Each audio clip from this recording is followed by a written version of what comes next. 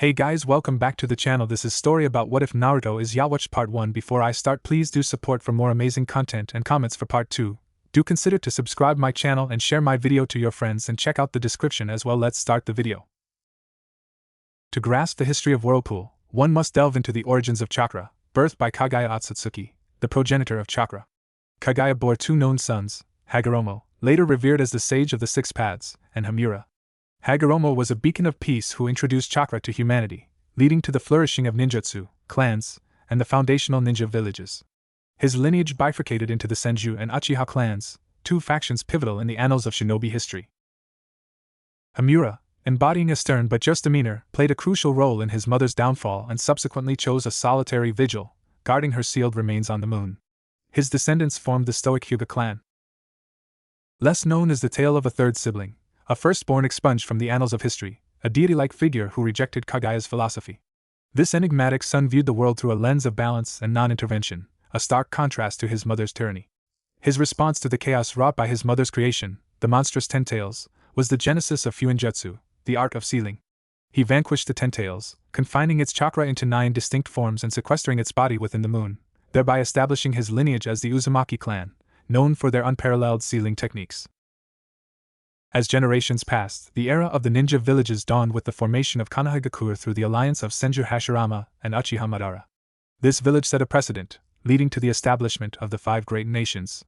Yet, the fragile peace was soon shattered by the Third Great Ninja War, an era marked by the utilization of tailed beasts, creations of the Nameless Sun, as weapons. Though the revelation that the Uzumaki could counter these formidable weapons plunged the world into fresh turmoil, setting the stage for a conflict that would test the very foundations of the ninja world. Within a high-stakes meeting unfolded in a dimly lit war room.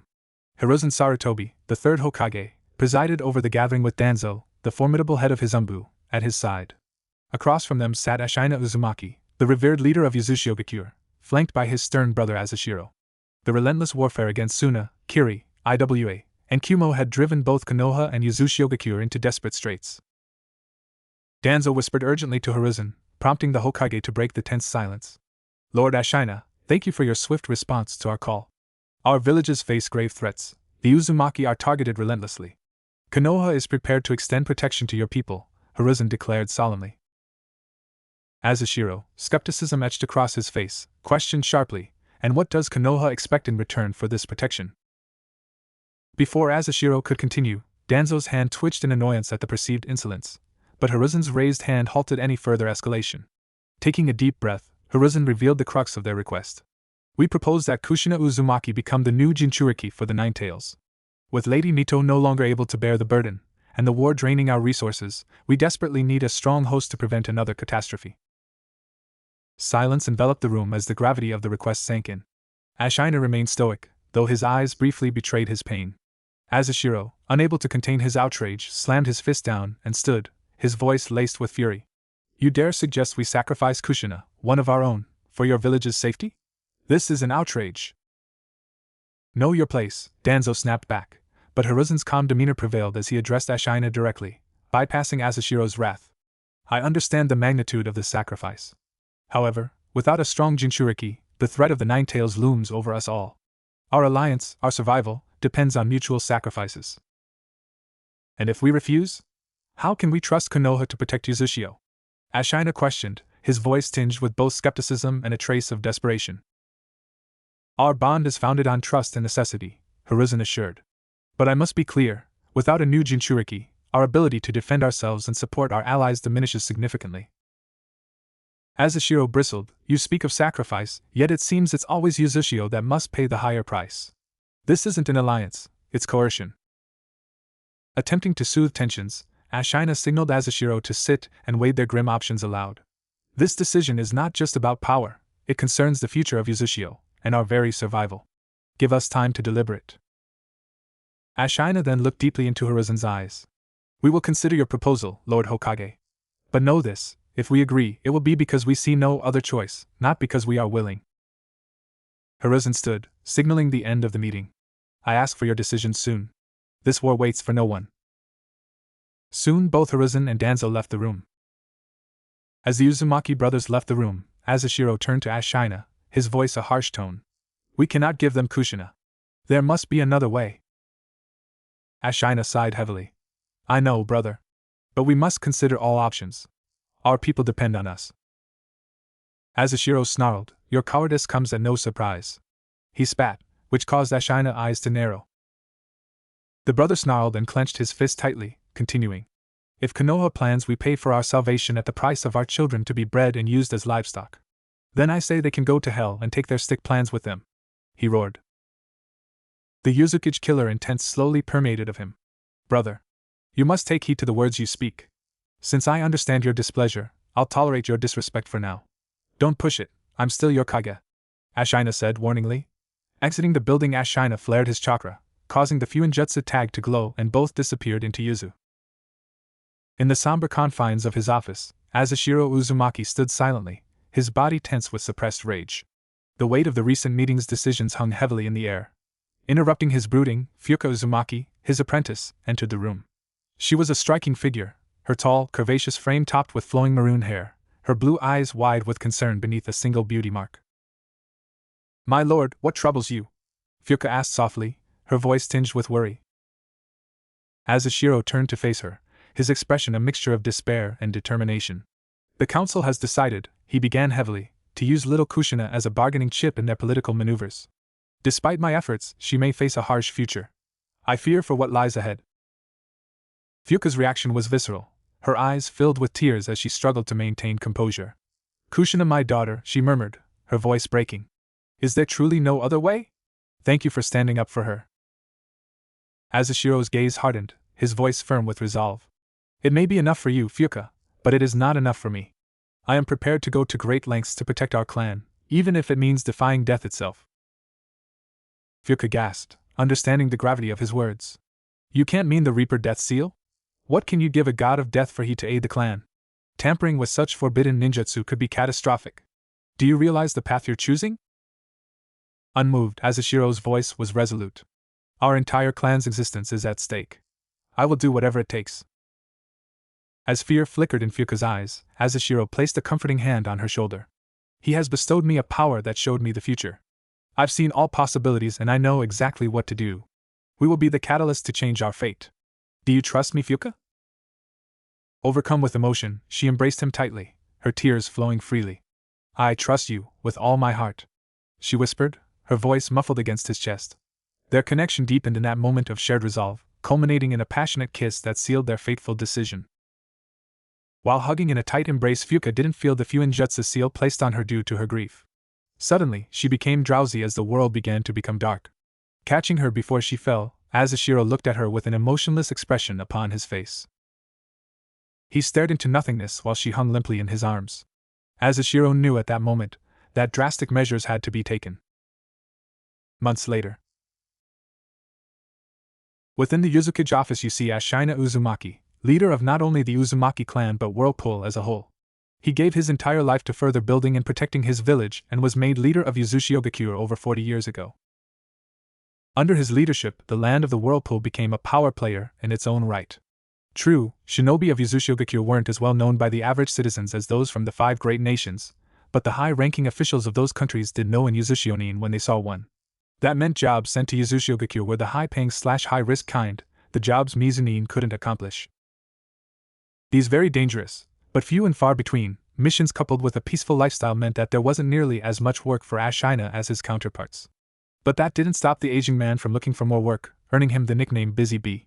Due to that, Ashina could always be found in his office and he was usually leaning over his desk in concentration as he tried to complete the day's paperwork while stroking his goatee, as if the action was helping him to read his reports faster. His emerald green eyes were hard with experience, and only softened when with his clansmen and their children was around. His red hair was only beginning to show a few silver strands and was usually kept in a businessman-like cut. And usually he was dressed in a long-sleeved, black outfit, with the crest of his village on his shoulders, and be basking in the warm sun's glow. But today was not like normal days. Today there was more than just a few reports on the lives of the villagers and an assassination mission or two on his desk. Today, he could not afford to wear such comfortable clothes and traded them out for worn armor. Today there was no peace, just war, and today he could be found standing over his desk, staring down at the desk which is riddled with maps of the 5 great nations instead of daily reports. The Third Shinobi World War had stolen the calming peace that had once been over the land of the whirlpool. And in its place was the suffocating grip of war. At first, they had been able to avoid joining into the war, but then one country after another fell into chaos, and Ashina was receiving reports of Iwa, Kumo, and Kiri vessels surrounding their home. He had no choice but to raise his defenses and call his people to arms. But now, with almost a year had gone by since he had a meeting with Hiruzen, Ashina could see that his people were dying out. He couldn't keep the citizens or children out of the war anymore, and knew that if Yuzushiogakure didn't get help soon, they would be at the mercy of his enemies. And that grim fact had aged the man more than anything else in his short life of 50 years. Deep lines of worry and frustration had carved themselves in his forehead and around his mouth. His eyes, though still hard from the war, were beginning to look tired, and his hair had lost a lot of its vibrancy as it traded out the red strands for a duller gray. That did not mean, however, that Ashina Uzumaki looked weak. Quite the opposite, in fact. It just made him look stoic and determined to see this war through. And it was this look he wore everywhere, hoping that it comforted his people. In the privacy of his office, however, he let his true worry show. Especially as he stared down at the maps that littered his desk with the latest movements of the enemy surrounding him and his people. On the topmost map, which he has been leaning over for almost an hour already, he can see the latest intel of the war that his shinobi have provided him. With his forces marked in blue and the Kiri forces marked in red, it became apparent to the man that if his people survive, it will be largely due to luck. But Ashina Uzumaki was not one to think highly of luck in times like these. Times where the world is tearing itself apart in war, and when clan secrets are hunted for like wounded prey in a ravenous carnivore's den. Which had led him to his current predicament. With the outlook of the war playing unfavorably for him and his people, how was he to ensure his people's safety? How was he going to protect his clan's history or its knowledge? There was no definite answer for the head of the Uzumaki clan, and he cursed at the maps, as if doing so would change the map's characteristics. His mind worked furiously to think of a solution, but every possible answer he thought of was immediately rejected as he didn't have the time or the resources. Caught in the cycle of brainstorming and rejecting any idea that surfaced, Ashina didn't seem to notice when his brother entered his office. So it seems the other nations decided to test the Uzumaki might. Azushiro, the younger brother's voice called to get his older brother's attention. Jolted from his thoughts by the sudden arrival, Ashina turned to face him. His brother was nothing like him. Even though all Uzumakis looked similar, this man was different despite the obvious, Ashina being older than him. If it wasn't for the fact that he saw him grow from a boy to a man, he would have questioned the validity of his heritage. Ashina looked grim. So you've heard Azushiro.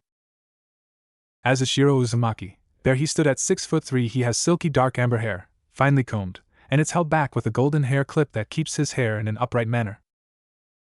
He has 2 long bangs hanging down neatly from each side of his face. He wears a black and red hewari with collar that has large golden edges with a unique yuzu designs on it. Underneath his hewari he donned red battle armor. He is the most ferocious member of the clan, and he was the man who rivaled Madara and Hashirama in strength. The reply from Konohagakure has arrived by Yhwach, the older brother said as he held a scroll up for Azushiro to take. Taking the scroll away, he tore the scroll open and read its contents with no expectation of anything positive. His thoughts was confirmed as he read through the scroll before placing the message onto of the maps Ashina had been staring at previously. Suddenly he kicked over the desk, causing his older brother to let a disheartened sigh escape him. Azushiro clenched his fist in anger and shouted to the heavens. Damn it! I warned you this would happen! Hearing such outbursts, the older Uzumaki remained silent, understanding the one will feel in such a situation. They aren't coming, he relented softly as Ashina slowly shook his head in the negative. Kiri and Kumo have taken sea while Iwa and Asuma took the land between us. Anyone coming to our aid is impossible, Ashina said softly before standing slowly.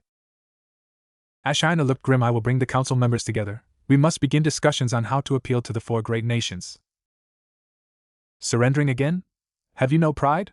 Azushiro proclaimed, his eyes narrowing at the clan head. We have no choice. The only other alternative is to be eradicated, Ashina defended as he looked at Azushiro determinedly. So we are just to roll over and obey the so-called great nations. Honestly, that has to be the worst decision we can make, Azushiro shouted, his blood beginning to boil at the thought of just laying arms down. Our ninja are not so weak that we need to stand down, he added. Frustrated, the elder Uzumaki glared at the hot-headed Azushiro. What would you have them do then, huh? Keep fighting? Let more and more children die in the vain hope that we can survive one more day. And what about after the war? If we are destroyed, then our history and the archives will belong to the victor. You of all people know just as well as I that we cannot allow that. The older man shouted back at Azushiro. Everyone in Yhwach knew that the archives contained information that could not be let outside the Uzumaki family, with the exceptions of those few individuals the family thought could properly handle such information. In fact, the scrolls of the archives could only be opened with a small blood offering made by an Uzumaki, so most residents would rather see the library-like building destroyed rather than have it fall into enemy hands, but to do such would cause such a lapse in knowledge that the Uzumaki clan's allies would be behind by generations. If they survived the war as well, that is. Which meant that the Uzumaki clan had to survive, in one way or another. At first, Ashina had thought he could fight the war out and his people survive that way, but a force of Suna, Kiri, Iwa and Kumo were too strong together. The only way his people could survive is if they stopped fighting and waited the rest of the war out, even if that meant making themselves prisoners. And with that knowledge, a heavy silence fell between the two men that was almost palpable as the Azushiro realized Ashina's point. And this made the silence drag on, as Ashina silently began to envision not just their village destroyed but his family as well. No, he could not allow that. Shaking his head, Ashina went to restate his order when the younger man cut him off. You know as well as I that even if we surrender, they will demand the archives. And if we don't comply, they will kill everyone and take them regardless. Azushiro said softly. But if we fight, we will all die and they will take the archives anyways. Ashina pointed out, getting a nod from the younger man before Ashina saw a spark in the man's eyes. There is a way out, the man said, his voice steady and determined. What do you mean? Ashina asked quietly as he tried to figure out how the man had come to such a conclusion from their impending doom. Azushiro's eyes darkened before quickly answering. I made a deal with the Shinigami to save the future of the clan. We will rise again and have our revenge. Ashina chakra spiked in rage. Are you insane? The death god isn't an entity that should be trifled with. Even if it does work, how does revenge ensures our clan's future? You've always been weak, brother. Squelch. Ashina looked down in shock to see a chakra chain piercing his chest. He took a step back when realizing it was from his brother. Azushiro walked towards him slowly as Ashina fell onto the ground bleeding out. Slowly, he placed the death mask from the Yuzu temple on his face. With this power I shall determine the future. The attack came at dusk. It was a festival night, the air filled with laughter and the scent of festival treats, the Uzumaki unsuspecting of the impending betrayal. Explosions shattered the revelry as allied forces of Kiri, Iwa, Suna and Kumo, along with roots of the great tree, launched a surprise assault. The village's intricate array of ceiling barriers initially repelled the attackers, but the sheer number overwhelmed Yhwach's defenses. Azushiro, amidst the chaos, fought fiercely alongside his kin. His prowess in Fuinjutsu was unmatched, sealing enemies one after the other into oblivion. But even his strength had limits. Around him, his people fell, their crimson hair a stark contrast against the dark soil of their homeland. In the heart of the village stood the Shrine of Seals, where the Uzumaki's most forbidden jutsus were kept. Azushiro, bloodied but unbowed, reached the shrine with a handful of his most trusted kin.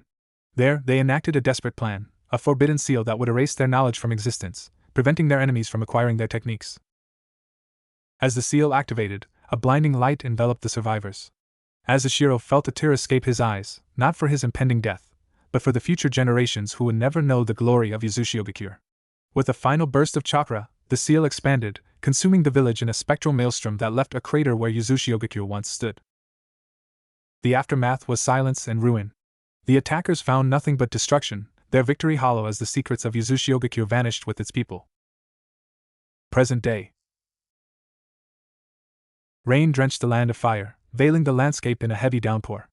In this secluded region, two hooded figures stood before a concealed base, its structure carved into a mountain terraced with lush forestry.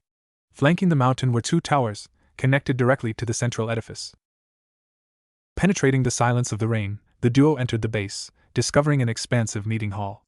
The symbol of the whirlpool was prominently displayed, framing the doorway. Dominating the room was a throne set upon a raised platform, adorned with the whirlpool insignia and intricate series of seals. Behind the throne, a banner displayed the kanji for dragon, encircled by 8 spirals. The hall bore the scars of neglect, with visible indentations marring the walls. This was the Uzumaki Mask Temple, a repository of powerful, enigmatic masks, relics of a once formidable clan. These artifacts, ranging from demonic to arcane, posed significant risks to those versed in Uzumaki's sealing techniques. Yet, shockingly, the temple lay unprotected just outside Konoha's borders, a stark testament to a grave oversight. The Uzumaki's legacy, entrusted to Konoha, had been woefully neglected. Venturing deeper, one of the figures halted before a tomb, his attention captured by an epitaph penned by someone unknown. Here lies the brother of Ashina Uzumaki, descendant of the sage, and warrior of Whirlpool, may he find peace in the afterlife. Farewell, Lord Azushiro Uzumaki. The figure revealed himself as Orochimaru, his face splitting into a devious smile. Marvelous, this discovery could not have been timelier. We owe our informant greatly. Now, to find the perfect candidate for my project. His companion, Kabuto Yakushi, shed his hood, his expression one of confusion. My lord, why seek this tomb? What value does this corpse hold? Orochimaru's laughter echoed in the damp hall. Oh, Kabuto, this is no mere corpse. This is a warrior from a clan so formidable, it terrified nations. This clan is kin to someone you know, Karen from Kusa. Kabuto's eyes widened. Karen Shizen Uzumaki? Correct. The Uzumaki clan's prowess was unparalleled, their sealing techniques beyond compare. Their threat was so profound that 5 great nations united to obliterate them, fearing the might they could lend to their allies. Kabuto, increasingly uneasy, listened as Orochimaru continued. Their power to neutralize tailed beasts made them targets. Their annihilation was thorough and brutal. Sealing the remains into a scroll, Orochimaru pocketed his prize. The Uzumaki's vitality makes them key to achieving immortality. Their intense life force on the battlefield marked them as savages, especially this man, Azushiro. With the corpse secured, Orochimaru adjusted his hood, his thoughts dark. They were too formidable to be left unchecked. The genetic legacy of an Uzumaki clan leader could hold the secret to perfection. As they departed the echoing halls of the temple, the weight of their discovery loomed large, setting the stage for a sinister new chapter in Orochimaru's endless quest for power. Hidden Leaf Village. Hinata Hyuga, barely 5 years old, stood in the Hyuga compound's training yard. Snow fell softly around her, a stark contrast to the harshness of her training. Her breath came in visible puffs as she faced the wooden training post, her small hands already bruised and bleeding from countless failed attempts. Her father, Hayashi Hyuga, watched her with stern, unyielding eyes. Focus, child, Hayashi commanded. The gentle fist technique is the core of our clan's strength. Without mastering it, you are nothing. Hinata's heart pounded in her chest, but she nodded determinedly. She stepped into the starting stance of the gentle fist, her tiny feet sinking slightly into the snow. The cold bit at her exposed skin, but she ignored it. Her father expected nothing less than perfection. Begin! Hayashi's voice was like a whip crack in the still air. Hinata thrust her hands forward, trying to channel her chakra with precision. Her small fingers extended, aiming for the invisible points that her father had described to her countless times. Each strike was supposed to be gentle yet devastating, targeting the opponent's chakra network. But her movements were clumsy. Her chakra control, still undeveloped, wavered. She stumbled, her hands scraping against the rough training post. The skin of her palms tore open, and blood began to seep from the wounds, staining the pure snow crimson. Again. Hayashi's voice held no sympathy. Tears pricked at Hinata's eyes, but she blinked them away. She raised her hands again, the pain sharp and immediate. She struck once more, and again, and again. Each time, her strikes grew weaker, her chakra flickering like a candle in the wind. Her hands bled freely now, the pain nearly unbearable. Pathetic, Hayashi muttered, shaking his head. You are a failure, Hinata. How can you hope to lead this clan if you cannot even master the basics? The words cut deeper than any physical wound. Hinata's vision blurred as tears spilled over, freezing on her cheeks. She couldn't bear to look at her father, couldn't stand the disappointment in his eyes. Without thinking, she turned and ran. Come back here! Hayashi's voice echoed behind her, but she didn't stop. She ran through the compound, past the astonished gazes of her clansmen, and out into the open forest. The snow crunched under her sandals, the cold air biting at her exposed skin. She ran until her lungs burned and her legs gave out beneath her. Collapsing into the snow, she hugged her knees to her chest and sobbed. The cold seemed to seep into her bones, but she didn't care. She felt so small, so worthless. Her father's words echoed in her mind. A failure, she whispered to herself. I'm a failure. The forest was silent around her, the snow absorbing all sound. She felt utterly alone. But in the stillness, she heard footsteps crunching in the snow. She looked up, her vision blurry from tears, to see a young boy with bright blonde hair and a wide, genuine smile approaching her. "Hey, are you okay?" the boy asked, his voice filled with concern. Hinata sniffled and wiped her tears with the back of her bloody hand. "I don't know," she admitted softly. He crouched down beside her, his blue eyes filled with kindness. "You look hurt. What happened?" Hinata hesitated, then mumbled, "Training I failed. My father, he said I'm a failure." Naruto's face grew serious. "You're not a failure," he said firmly. "Everyone makes mistakes when they're learning. It doesn't mean you should give up." But my hands," Hinata showed him her bleeding palms, the sight of them making Naruto's expression soften with sympathy. "Those look really painful," he said gently. "But you know what? Wounds heal. And every time you get back up after falling, you get stronger." Hinata looked at him, her tears slowing. "You really think so?" "I know so," Naruto said, smiling brightly. "I've been told I'm a failure too, but I keep trying. And one day, I'm going to be Hokage. Believe it." Hinata couldn't help but smile at his infectious enthusiasm. "Hokage?" "Yep. And you can be strong too. I believe in you," Naruto said, offering her his hand.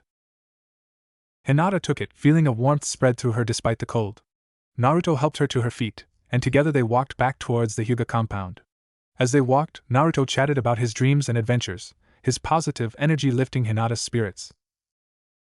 When they reached the gates, Naruto whistled at the vastness of the compound.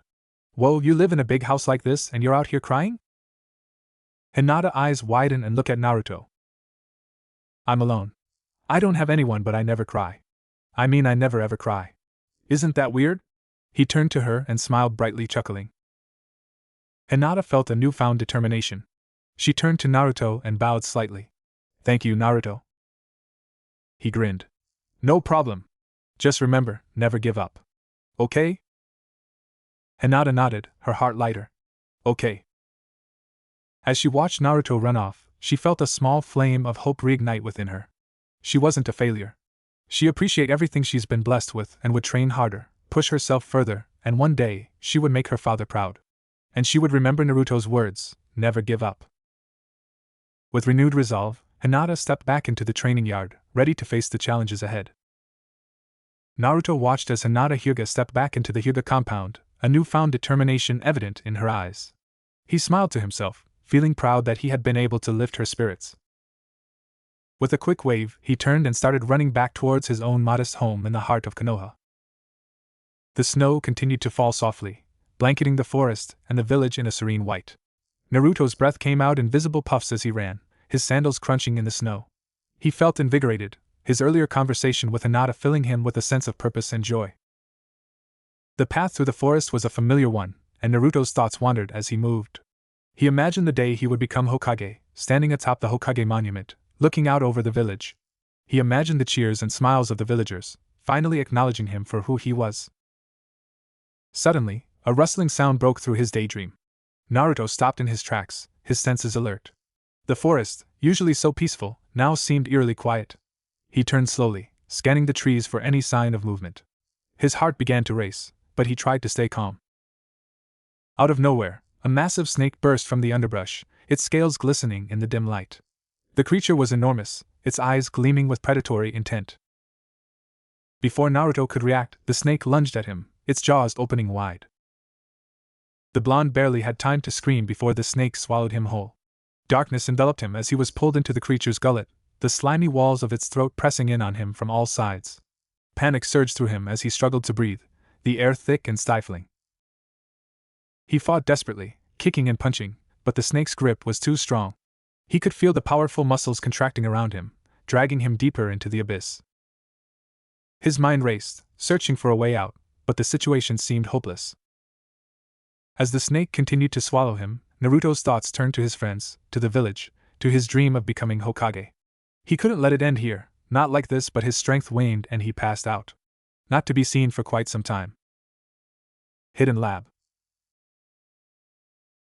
Rain streaked the window of a dimly lit laboratory, where a pale hand pressed against the glass of an incubator, reflecting a grotesque grin.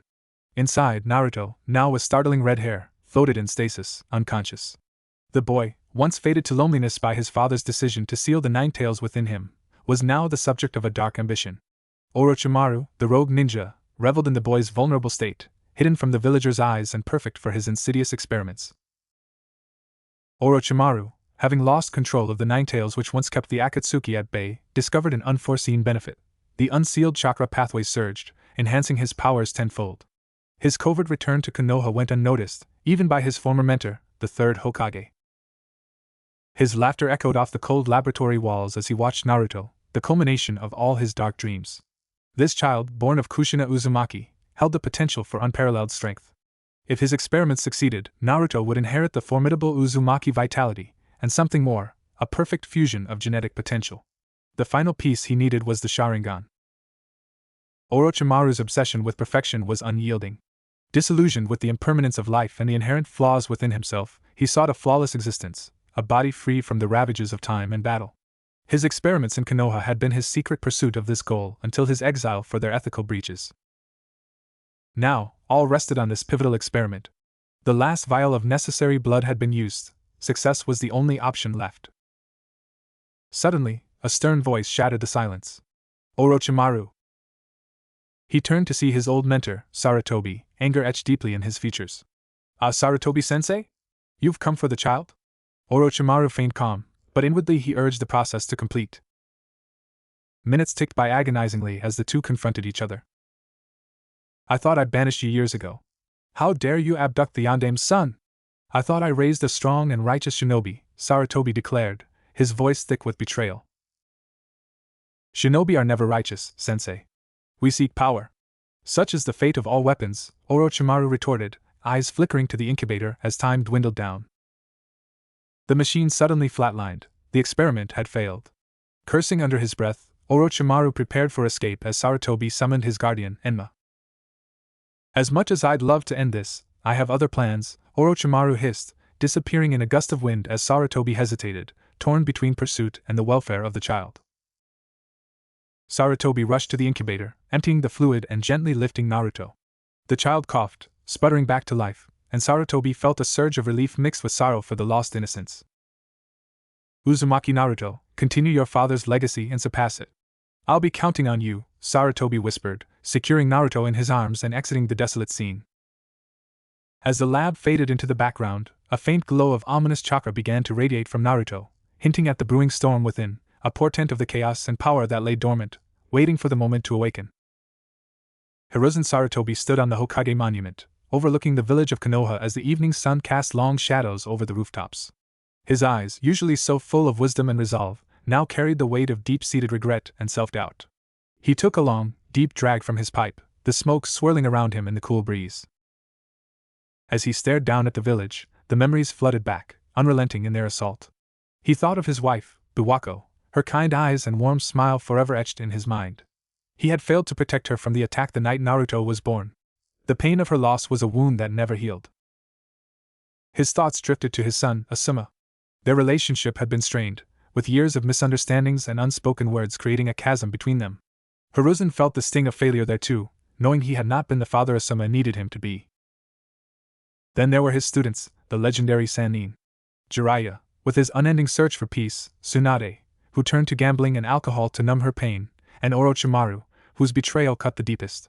Orochimaru's descent into darkness was a direct consequence of Hiruzen's inability to steer him onto a righteous path. And now, because of that failure, Naruto had suffered. Naruto, the bright-eyed boy who carried the burden of the nine tails, had been taken by Orochimaru. The thought of the trauma Naruto endured under the hands of his former student gnawed at Hiruzen's soul. He had promised Minato and Kushina that he would protect their son, and yet, here he was, watching as the boy rested in a hospital bed, recovering from an ordeal that should have never happened. Hiruzen took another deep drag from his pipe, feeling the smoke burn his lungs as he inhaled deeply. He was tired. Tired of the endless responsibilities, the unrelenting pressure, and the constant fear of failing those he cared about. Yet he knew there was no respite for him. The village needed him, Naruto needed him. How much longer can I carry this weight? He whispered to himself, the sound lost in the evening wind. The burden of leadership felt heavier than ever, pressing down on his shoulders with an almost physical force. But there was work to be done. He couldn't afford to wallow in self-pity. The village depended on him, and Naruto's future was in his hands. Hiruzen straightened his back, drawing strength from the depths of his resolve.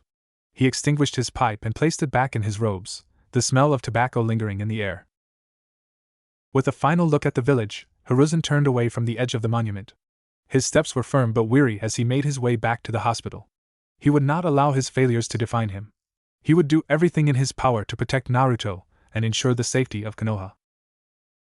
As he entered the hospital, he felt a renewed sense of determination. There was much to be done, and he would face every challenge head-on, no matter the cost. For Naruto, for the village, and for the legacy he hoped to leave behind, but all that bravado left when he saw the unconscious form of the boy. Hiruzen Sarutobi's eyes remained fixed on the small, prone figure of Naruto, lying still on the medical cot. The boy's once blonde hair had turned a deep shade of red, a stark reminder of the horrific experiment he had been subjected to. The transformation was a grim indicator of genetic manipulation. Naruto was now likely a full-blooded Uzumaki. While this could grant him immense strength and vitality, it also painted a target on his back even larger than the one he bore as the Jinchuriki of the Nine Tails. Hiruzen's fists clenched at his sides as he cursed his own indecision, the same hesitation that allowed Orochimaru to escape justice for too long. The heavy silence of the room was broken by the sound of the door sliding open. A silver-haired Anbu, his dog mask tucked under his arm, stepped inside. It was Kakashi Hatake, his usually stoic face marred by concern and fatigue. He paused by the door, surveying the scene with a sharp eye before addressing Hiruzen. "Sir, how is he?" Kakashi's voice was steady, but the undercurrent of worry was unmistakable. Hiruzen sighed, his age showing as he turned to face his former student. "He's stable, for now," he began, his voice heavy with the weight of his responsibilities. "The medical team has done what they can to stabilize him after Orochimaru's tampering. It seems he has inherited the Uzumaki's formidable vitality. That may be the only thing that saved his life tonight." Kakashi stepped closer, his gaze softening as he looked down at Naruto. "And the changes?" he asked, nodding towards Naruto's red hair. "It's as we feared," Hiruzen admitted, his eyes dark with worry. "Orochimaru was attempting to enhance his Uzumaki traits, possibly to make him a more suitable vessel for his own twisted purposes. The full extent of the changes isn't yet clear, but it's obvious that the manipulation has altered Naruto profoundly." Kakashi's hand clenched unconsciously. "Then we must protect him, not just from Orochimaru, but from anyone who might seek to exploit these abilities." "Yes," Hiruzen agreed, his resolve hardening. "We will take every precaution. The village must rally to guard its own. He is still a child, Kakashi, no matter what power flows through his veins." Kakashi nodded, then glanced back at Naruto with a complex mix of emotions flickering across his face. "He's not just any child, though. He's the son of the fourth Hokage, and now, perhaps the last true heir of the Uzumaki legacy. We owe it to Minato and Kushina to keep him safe." Hiruzen placed a hand on Kakashi's shoulder, a silent expression of gratitude and solidarity. "We will do more than keep him safe, Kakashi. We will ensure he has the chance to grow up, to live a life free from the shadows of his birthright. That is my promise." As the two stood solemnly by Naruto's bedside, a quiet resolve settled between them. After a while Hiruzen placed a soft hand on his shoulder. "Go home, my boy, get some rest. I'll stay here for young Naruto." Kakashi nodded slowly and wordlessly disappeared. The old man sighed as he walked outside. Hiruzen Sarutobi stood outside Naruto's hospital room, his heart heavy with the weight of the child's future. The hallway was dimly lit, casting long shadows that seemed to mirror the uncertainty of the times. The third Hokage's thoughts were interrupted by the soft, measured footsteps approaching him. He turned to see Fugaku Uchiha, the head of the Uchiha clan, his eyes as cold and calculating as ever. "Hiruzen," Fugaku greeted with a nod, his voice low and composed. "Fugaku," Hiruzen acknowledged, his tone guarded. "What brings you here?" Fugaku's gaze shifted momentarily to the closed door behind Hiruzen, then back to the Hokage. "You should be aware that I know the boy," he said, his voice betraying no emotion. "I am aware of his lineage." Hiruzen stiffened, his eyes narrowing slightly. "The Uchiha police force, you can't keep secrets in a village with those eyes lurking in the shadows." "And what of it?" "Minato and I were friends," Fugaku continued, ignoring the tension in Hiruzen's voice. "I feel indebted to take care of the child." Hiruzen's eyes hardened. "You must realize the tensions between the Leaf and the Uchiha clan. Allowing you to take care of Naruto would only exacerbate those tensions." Silence fell between them, a silence heavy with unspoken words and hidden agendas. Fugaku's eyes never left Hiruzen's, a silent challenge in his gaze. "What if someone you trust takes care of the child?" Fugaku finally broke the silence, his tone measured. Hiruzen quirked an eyebrow, Curiosity piqued. Who do you propose? Shursui, Fugaku said, a single name that carried immense weight. Hiruzen's eyes widened in surprise. Shursui Uchiha was one of the most loyal and trusted shinobi in the village, known for his dedication to peace and the will of fire. The idea of him looking after Naruto was unexpected but interesting. The third Hokage took a deep breath, considering the proposal. After a few moments, he exhaled hard, the weight of his decision pressing down on him. Very well, he agreed reluctantly. Naruto needs protection, and if Shursui is the one to provide it, I will allow it. Fugaku nodded, a rare hint of satisfaction in his eyes. Thank you, Hiruzen. This will benefit the village more than you know. I'll call him up at once. As Fugaku walked away, Hiruzen couldn't shake the feeling that he had just made a decision that would shape the future of Konoha in ways he couldn't yet foresee. Across the village. Deep within the labyrinthine catacombs of Konoha, the air was thick with the damp scent of earth and secrecy. The dim light of flickering torches cast long, eerie shadows on the stone walls. In a secluded chamber, Danzo Shimura sat at a rough-hewn table, flanked by the village elders, Koharu Yuditane and Hamura Midokado. The fox is back under the ownership of the leaf, Koharu said, a note of satisfaction in her voice. At least in that regard, things are secure. Danzo and Hamura nodded in agreement, the relief of this fact evident on their faces. But how could we allow the boy to be left unguarded in the first place? Hamura's voice was sharp with disapproval. It was reckless and inexcusable. A heavy silence fell over the room. Danzo's one remaining eye gleamed with a cold, calculating light. Finally, he spoke, his voice a low growl. It was due to the cowardice of the Hokage. Koharu and Hamura exchanged uneasy glances but said nothing as Danzo continued. Hiruzen is unfit to lead the leaf to a prosperous future, Danzo declared, his voice gaining strength. He couldn't even take care of Orochimaru. Because of his softness, 3 of his students, the so-called Sannin, are now disgraces of the leaf. He stood up, his presence commanding the room. If I were Hokage, Orochimaru would have been handled long ago. If I were Kage, all the nations would bow to the might of our village. To the will of fire. Danzo's voice echoed ominously off the stone walls. With the power of the 9 tails, I will claim my vision. The leaf will become an unchallenged force, and our enemies will tremble before us. Koharu and Hamura watched him, a mix of apprehension and intrigue in their eyes. Danzo's ambition was as boundless as his ruthlessness, and they knew that his words were not mere rhetoric. The weight of his proclamation hung heavy in the air, a dark promise of the future he envisioned for Konoha.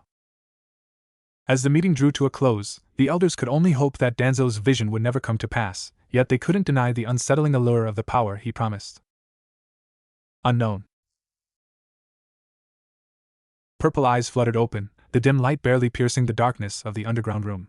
She sat up, feeling the cold concrete beneath her, and rubbed her aching head. The last thing Fuka remembered was the embrace from her lover, then a fade into darkness. Now, there was nothing. No voices, no people, clanking of footsteps, and more worrisome, her master chakra can't be felt. But why? What exactly happened? Seemingly she can't remember. With a sense of growing unease, the redhead stood and approached the sealed inner door. To her surprise, it swung open with little resistance. She stepped out into the main corridor, the silence pressing in on her. The usual bustle of the underground courtyard was eerily absent. Every room she passed was empty, doors left ajar. Heart pounding, she made her way to the staircase leading to the surface. To her, it felt like she hadn't seen daylight in months. Her breath quickened as she ascended, each step a struggle against the weight of uncertainty. At the top of the stairs, she faced the heavy metal door that separated the underground from the outside world. She braced herself, pushing with all her might. The door creaked, groaned, and finally gave way, swinging open to reveal a scene of devastation. The redhead stumbled out, shielding her eyes from the blinding light. As her vision adjusted, she took in the sight before her. The world she once knew was gone. Buildings lay in ruins, the streets littered with debris. Smoke rose in the distance, the remnants of fires long extinguished. She walked through the desolate landscape, the silence now deafening. There were no signs of life, only the remnants of a once thriving society. Shops lay abandoned, their windows shattered. The air was thick with the smell of decay. Her mind raced, trying to piece together what had happened. She had been under a Fuinjutsu-induced coma for so long, isolated from the world above. How long has it been since she's been out? Weeks? Months? Years? How could she have known about the war that had ravaged the land? The war that had left nothing but destruction in its wake. She wandered aimlessly, searching for any sign of survivors. But the world was empty, a graveyard of memories. As the sun began to set, casting long shadows across the broken landscape, Yhwach realized the full extent of his solitude. In that very moment, she understood. Yhwach had fallen. Yhwach knew that she should be more worried about the amount of time has passed, or even consider looking forward medical aid for her migraine, but she couldn't help herself but to look at the broken arches, the scattered, shattered houses, the blackened streets. Finally turning the corner, she found bodies sprawled out on the street over. It was as if they were put there deliberately. As if they were just trash being thrown out. The sight itself made her blood boil. Since she's been a shinobi in training from the moment she had begun to walk, it's logical to think that she had seen enough gore to harden her heart, but she had not been prepared to see the looks of pain and sorrow permanently etched on faces she had laughed and lived with, looks that would follow them to the beyond without the funeral rites he knew no one else could perform. The once magnificent village was silent as a grave. Even the animals seemed to have fled the battlefield that began to bleed crimson. The flags hung limply off broken poles and there were corpses lying vigil at every corner. Because of this she could barely feel the pain in her head. Her shoulder now burns as she felt the weight of her people's eyes on the one who was the last to hold their legacy, the last to survive their culture, the last to hear Yhwach's lament. She refused to look back at the spread-eagled form of the greatest warrior to ever don the Uzumaki emblem, the one who helped lead the village into a golden age of contentment, knowledge and peace, who would most likely be only remembered as a fierce warrior who watched Yhwach fall. Yhwach began to shed tears at the image, refused to look back at the man she had known as warrior, as a defender, as a teacher, as a lover. Nevertheless, as she roamed the streets, she forced herself to look at the bodies of friends, family, acquaintances and even strangers, remembering the ones she could. She knows she shouldn't torment himself. God knows how much Asashiro had bemoaned her self-sacrificing streak 100 times, but she couldn't help but feel that it was his duty to remember the dead, especially because no one else would. Because Yhwach had fallen, and she was still alive. Making no attempt to wipe the tears that left clear tracks across her grimy, bloody face, she painstakingly began to clear a portion of what used to be Granny Miyuki's weapons store, keeping the aforementioned weapons as far away as she dared, not willing to consider using them but pragmatic enough to know that he would have to eventually, and she couldn't afford to arm an enemy. Yhwach couldn't help the painful spasm that burned her head when she found the owner, still holding the naginata she must have fought with. The blood staining her snow-white hair had turned it fiery crimson once more.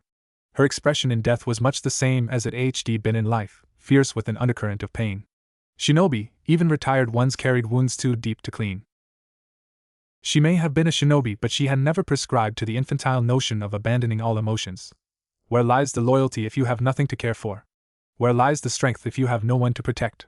Where lies the reason to fight if you have no reason to return? Nevertheless, as she slowly carved mourning and containment seals into the ground around the cleared area, but she couldn't help but to wish that she cared less. Surely it wouldn't hurt so much if she didn't, contradicting her previous thoughts. She began to pile bodies onto the makeshift pyre, pausing only to close their eyes and remove the weapons that were embedded in their corpses, sometimes whispering words of farewell as familiar faces made their way into her arms for the last time. It was nearing nightfall when she finally managed to move the 493rd friend into the pyre, and he had begun to feel the exhaustion of Richi battle and the pain of his wounds begin to catch up to him. She only had the one body left to go, the one he could hardly bear to look at through the tears of grief and guilt that blinded him, but she forced herself to lift Uzumaki Asashiro's body to a separate casket. With trembling hands he closed the blank eyes that looked emptily at herself, heavens that had wronged her, and forced himself to step away. He placed a kiss on the cold metal of the Hittite that bore the familiar spiral before whispering in the steadiest voice she could manage. "Thank you for everything, Asashiro.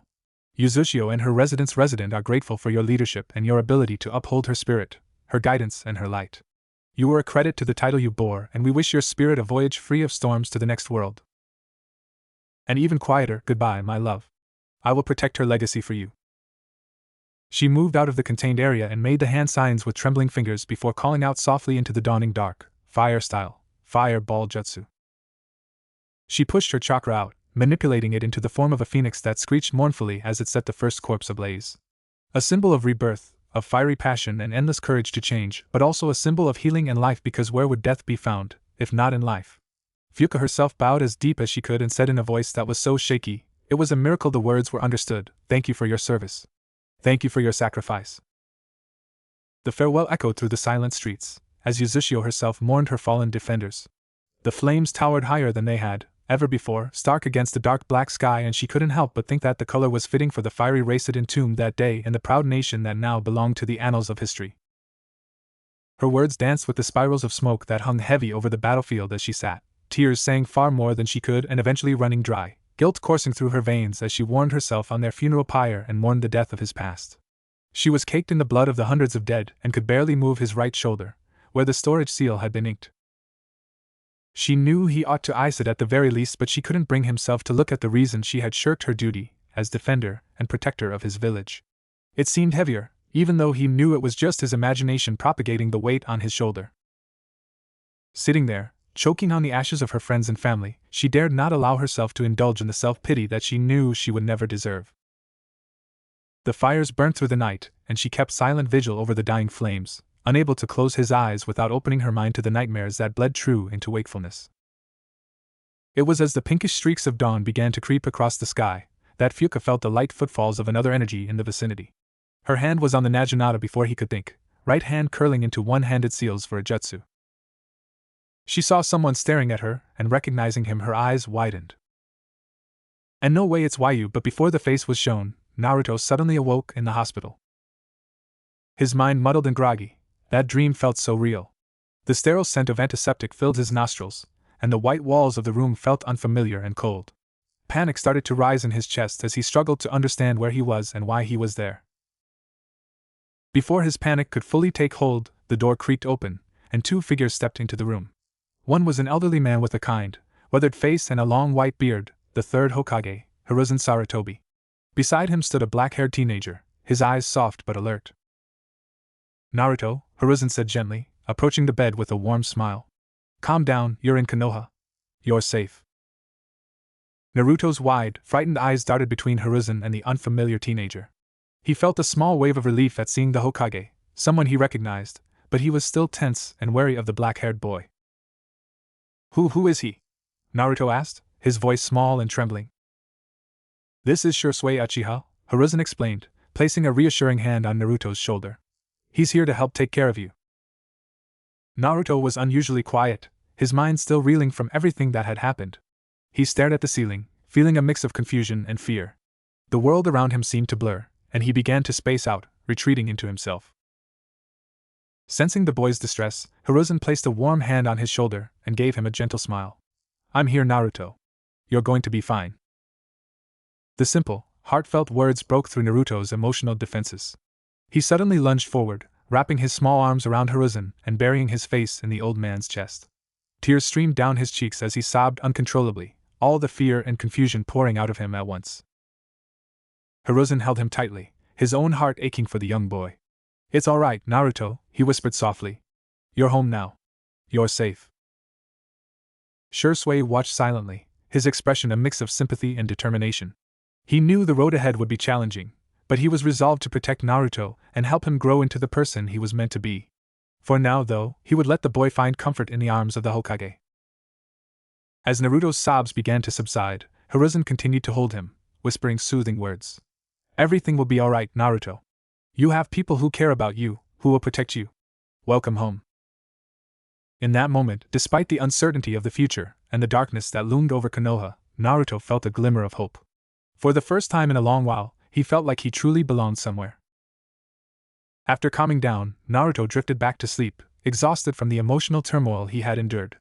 Hiruzen and Shursui waited in silence for a few moments, ensuring that Naruto was truly asleep. The rhythmic sound of his breathing filled the room, bringing a sense of peace. Once satisfied, Hiruzen turned to Shursui, his expression grave. "Shursui," he began in a low, serious tone, "you have the future of the leaf in your care. This might be the most important mission you will ever undertake." Shursui, though initially nervous, straightened his posture and resolved his doubts. He nodded firmly. "I understand, Lord Third. I won't let you down." Hiruzen's eyes softened slightly, but his voice remained stern. "Naruto needs more than just protection. He needs a home filled with guidance and love.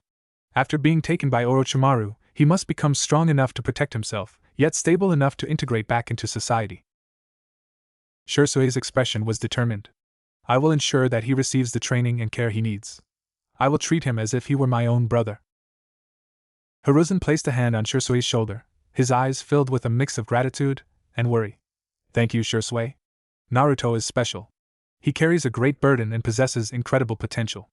It's crucial that he grows up with a strong sense of belonging and purpose. I will do everything in my power to help him, Shursui vowed, his voice unwavering. Remember, Hiruzen continued, Naruto's future and the future of the village are intertwined. If we succeed in guiding him, he will become a beacon of hope for Konoha. Shursui nodded, absorbing the weight of Hiruzen's words. I will not fail you or Naruto. Hiruzen gave a rare small smile. I believe in you, Shursui. Now, let's ensure Naruto gets the rest he needs. Tomorrow begins a new chapter for all of us. Now I'll leave you to it. I'm sure the council is going to need my most precious attention, he said tiredly. With that, Hiruzen left the room quietly, leaving Shursui to watch over the sleeping boy.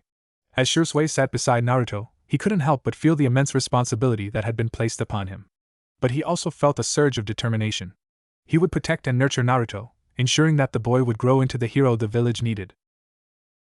The sun dipped below the horizon, casting the room in shadows. As the village of Konoha settled into the night, a new path was being forged, one that would change the course of its history forever. Council Chambers. Hiruzen Sarutobi sat at the head of the council room, his gaze steady as he observed the gathered members. The room was filled with a tense atmosphere, the recent events weighing heavily on everyone's minds. Naruto, the village's Jinchuriki, had been returned to Konoha after a harrowing ordeal with Orochimaru, and now rested in the hospital. Danzo Shimura, ever the agitator, broke the silence with his cold, demanding voice. How could we allow the host of the Nine Tails to be unprotected in the first place? This situation is unacceptable. If you had dealt with Orochimaru when you had the chance, this wouldn't have happened. The murmurs of agreement rippled through the council, the tension palpable. Hiruzen's eyes narrowed, and his aura flared with an intensity that silenced the room immediately. Silence! Hiruzen commanded, his voice booming with authority, the sheer force of his presence compelling everyone to fall silent. The weight of his ki filled the room, leaving no doubt who was in charge. Hiruzen took a deep breath, his expression one of controlled anger. I saved Naruto from Orochimaru, risking my life to ensure the safety of our village and our Jinchuriki. Orochimaru will be dealt with in due time, but right now, our focus must be on Naruto's well-being and the security of Konoha. The room remained silent, the council members now attentive and respectful. Hiruzen continued, his tone firm and unwavering. Naruto is back in the village and is currently resting in the hospital. He has been through a traumatic experience, and it is our duty to ensure he receives the care and protection he needs. We must address the current status of Naruto, and how we can prevent such incidents from happening again. Koharu Udatane, one of Hiruzen's old teammates, spoke up, her voice carrying a note of concern. Hiruzen, while we understand the need for immediate action, we cannot ignore the underlying issues that led to this situation. We need to strengthen our security measures and ensure that Naruto is always protected. Hamura Midokado, the other elder, nodded in agreement. We should also consider placing Naruto under constant surveillance. His safety is paramount, and we cannot afford another lapse in security. Hiruzen nodded, appreciating their input. I agree. We will increase the security around Naruto and ensure he is always monitored. However, it is also important that we provide him with a sense of normalcy. He needs to feel like a child, not a prisoner. Shursui Uchiha has taken on the responsibility of caring for Naruto, and I trust him to provide the guidance and support Naruto needs. Danzo, still not fully satisfied, pressed on. And what of Orochimaru? He remains a threat as long as he is out there, plotting against us. Hiruzen's eyes hardened. Orochimaru will be dealt with when the time is right. We will gather intelligence and strike when we have the upper hand. But right now, our priority is Naruto and the safety of our village. The council members nodded in agreement, the weight of the situation settling over them. Hiruzen's resolve was clear, and they understood the importance of focusing on the present threat while preparing for the future. We will take all necessary measures to protect Naruto and ensure the safety of Konoha, Hiruzen concluded. Let us work together to strengthen our defenses and provide Naruto with the care and support he deserves. Shikaku Nara, the Jonin commander and head of the Nara clan, spoke out for the first time. Honestly, despite how troublesome this all is, I must say I agree with Lord Third. I also think it'll be necessary to do some blood work considering the physical change. Therapy from Inoichi wouldn't hurt either. Inoichi Yamanaka, leader of the analysis team in the village's intelligence division and head of the Yamanaka clan, nodded in agreement. I seconded this notion. We must make sure that young Naruto is completely sane before becoming a full shinobi. Hiruzen nodded and also added his final thoughts. With the council's consensus, the meeting adjourned, and Hiruzen felt a renewed sense of determination. Naruto's future and the future of Konoha were intertwined, and he would do everything in his power to protect both. As he left the council room, Hiruzen knew that the path ahead would be challenging, but with the support of his allies, he was ready to face whatever came their way. 1 week later, Shui and Naruto walked out of the hospital together, the late afternoon sun casting a warm glow over the village. Naruto was finally released, and as they walked down the path, he waved enthusiastically at the doctors and nurses who had come to see him off. Over time, they had come to accept and appreciate Naruto, finding joy in the optimistic atmosphere he brought with him. "Bye, everyone," Naruto called out, grinning from ear to ear. The medical staff waved back, their faces lit with genuine smiles. Shui had taken the week off from missions to get to know Naruto better, and in that time, he had learned a lot about the boy. Naruto had a strict diet of ramen and more ramen, which Shui knew he would need to change. He was also known for causing notorious pranks and escaping from seemingly impossible situations. One time, Naruto said with a mischievous glint in his eye, "I snuck into the ANBU headquarters and marked all the masks with drawings and other stuff." He laughed, clearly proud of himself. Shui raised an eyebrow, amused. "You know, that was a risky move. But it does show you have a talent for stealth." Naruto beamed at the compliment. The old man said the same thing when he found out. He was kind of upset though. "Understandably so," Shui agreed, smiling. "But don't worry. We'll work on channeling that talent of yours into something more productive." Naruto had learned a fair bit about Shui as well. Shui had been in the ANBU Black Ops but quit after a while to continue being an ordinary jonin, stating that ANBU wasn't for him. He had graduated at a very early age, which made Naruto upset because it meant that he was far behind being the best shinobi. Shui's favorite food was sushi, his favorite color was green, his favorite pastime was sparring with his good friend and cousin Itachi, and his dream was to hopefully bring peace to the world.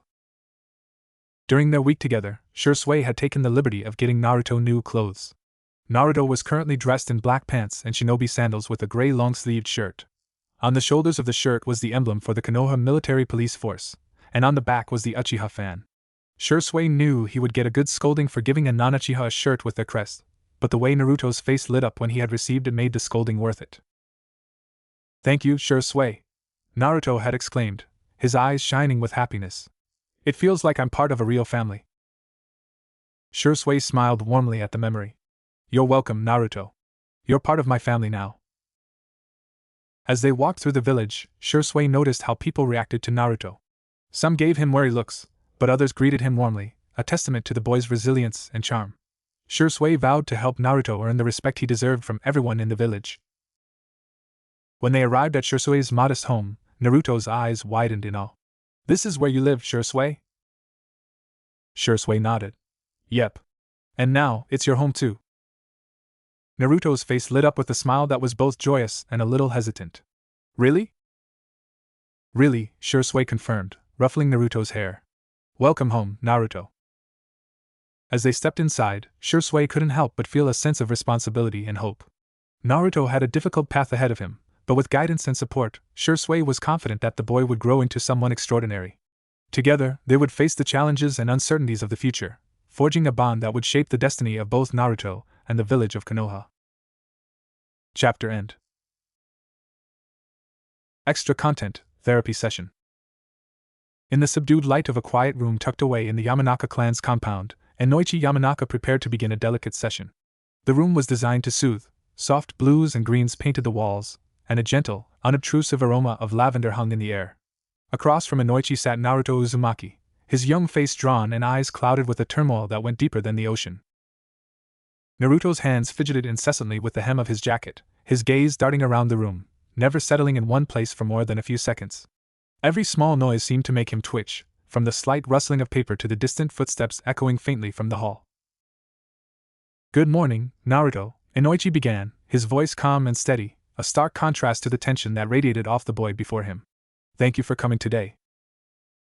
Naruto's response was a brief nod, his eyes flicking towards Inoichi and away just as quickly. "I know this might feel a bit strange, but I'm here to help you," Inoichi continued, watching Naruto's reactions carefully. "Can you tell me how you're feeling right now?" Silence hung heavy for a moment before Naruto murmured a terse, "Fine." Inoichi noted the automatic response, typical of someone trying to shield themselves. He decided to shift tactics slightly. I heard you've had some pretty big adventures recently. Another nod, slightly more vigorous this time, but still no eye contact. It's okay to talk about them, Naruto. It's okay to talk about anything here. Naruto's fingers twisted the fabric of his jacket tighter, his voice barely audible as he replied, okay. Inoichi leaned forward slightly, his tone gentle. Sometimes, when people go through really tough things, they feel a lot of different ways. Scared, angry, sad. Does that sound like something you might be feeling? A pause, then a very soft, yeah? That's very normal, Naruto. You're not alone in this, Inoichi reassured. He watched as Naruto's shoulders dropped a fraction, a slight easing of his posture. Do these feelings show up when you're trying to sleep or when you're alone? Yes, came the whispered reply, the first direct answer Inoichi had gotten since they started. Would you like to talk about what those feelings make you think about? Naruto hesitated, chewing on his lip, his eyes clouded with memories. Finally, he shook his head, a clear indication he wasn't ready to delve into that depth. That's completely okay, Naruto. We don't have to go there today, Inoichi responded with understanding. Let's try something a little different. I have some techniques that might help when those feelings get overwhelming. Would you like to try one with me? This time, Naruto's nod was immediate, almost eager. Alright, let's start with something simple, breathing exercises.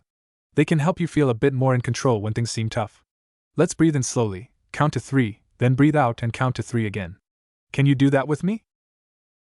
Together, they practiced the breathing technique, Inoichi watching as Naruto's clenched hands gradually began to relax by his sides. By the end of the session, Naruto still wasn't ready to speak at length about his experiences, but there was a slight softening around his eyes, a small sign of trust that Inoichi considered a significant victory. Thank you, Naruto. You did really well today, Inoichi said as they concluded. Would you be willing to come back and talk some more? Yeah, Naruto answered, a bit stronger this time, his voice carrying a tentative hope. As Naruto left the room, Inoichi remained seated, thoughtful. Healing was not a quick process, especially for wounds as deep as Naruto's, but today was a good beginning. With patience and care, he believed Naruto could find his way through the shadows of his past, one small step at a time. Days later.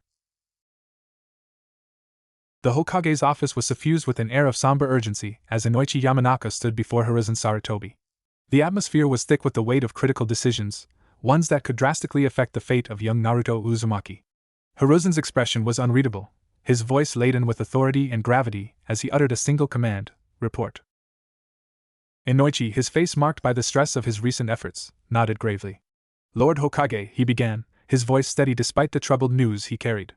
The therapy sessions with Naruto have been intensive, but the results are disheartening. He responds only in monosyllables, if at all, and his physical reactions include uncontrollable twitching, a clear manifestation of severe PTSD. He paused, searching Hiruzen's face for a sign of response but found none, and continued. Naruto is plagued by dark thoughts and is unable to focus. I had hoped we were making progress, however slight, but it seems his condition may be deteriorating. Moreover, the presence of the Nine Tails complicates any direct intervention in his mind. It's too risky, potentially volatile.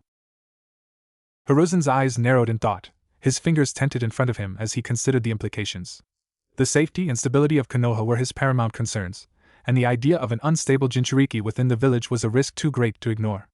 After a long, tense silence, he finally spoke, his voice low and fraught with the burden of command.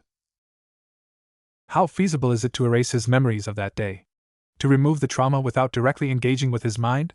Hiruzen asked, his gaze piercing.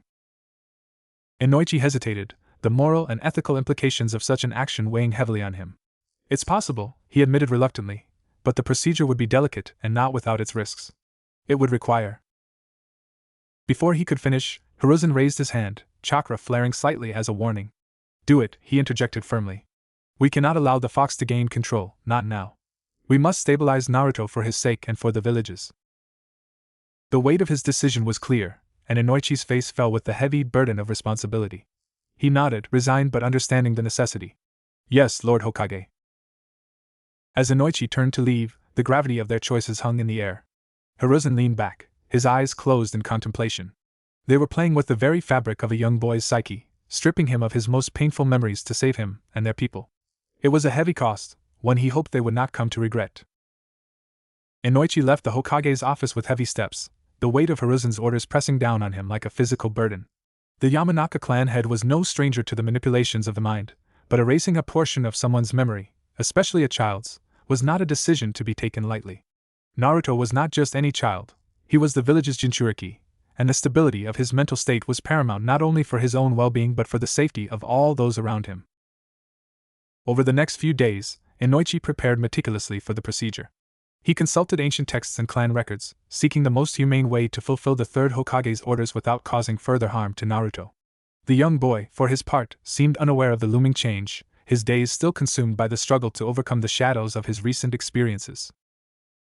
On the day of the procedure, Inoichi met Naruto at a small, nondescript room within the Yamanaka compound, a place warded against any form of eavesdropping or intrusion. Naruto greeted him with a tentative smile, the kind that didn't quite reach his eyes, which still flickered with the ghosts of his past torments. "Hey Naruto," Inoichi started, his voice gentle. "Today, we're going to try something a little different, something that might help you feel better." Naruto nodded, his response subdued. "Okay, Inoichi-san. I trust you." The trust in the boy's voice made Inoichi's task all the more heart-wrenching. He guided Naruto to sit comfortably, then knelt before him, looking into those deep blue eyes that held so much pain and confusion. "Naruto, I need you to relax and listen to my voice," Inoichi instructed, his own voice steady despite the turmoil inside. "I'm going to help you let go of some bad memories. It's going to be alright." As Inoichi activated his technique, a gentle flow of chakra enveloped the room, the light flickering softly around Naruto's figure. The boy's eyes fluttered shut, his body relaxing as Inoichi delved gently into his mind, seeking out the tendrils of trauma that wound tightly around his psyche. The process was painstaking. Inoichi moved with the utmost care, unwinding the memories of that fateful day, disentangling them from the fabric of Naruto's consciousness. With each memory that faded, Inoichi felt a pang of sorrow for the necessity of his actions. When he finally sealed away the memories, locking them behind a barrier of chakra, he also sealed a part of Naruto's innocent resilience. The room was silent when Inoichi finished, the only sound that of their synchronized breathing. Naruto's face was calm, free from the twitching that had marred his features for weeks. "How do you feel, Naruto?" Inoichi asked, dreading the answer. Naruto opened his eyes, those vibrant pools now clear, unmarred by the shadows that had lurked there before. He looked around with a slight confusion before a smile, simple and unburdened, spread across his face. "I feel okay, I think. Did I fall asleep?" he asked, his voice free of the weight it had carried before. Inoichi forced a smile, the success of the procedure a bitter victory. "Yes, you just took a little nap. But if you're feeling okay, that's great. Let's get you back home, huh?" As they walked back to Naruto's home under the guise of a normal evening, Inoichi pondered the cost of this peace they had manufactured. The boy beside him was lighter, free from the immediate torment, but at what eventual price? Back in his office, Hiruzen received Inoichi's report with a grave nod. "You've done well, Inoichi. Let us hope this gives him the peace he needs to grow strong and happy." As night fell over Konoha, the decision weighed on both men, a secret kept for the supposed greater good. But deep down, both feared the future repercussions of tampering with the very fabric of a hero's painful, yet pivotal, memories. It was a cloudy day in Konoha, with storm clouds looming in the distance. Thunder rumbled occasionally as two figures moved swiftly through the trees, one chasing the other.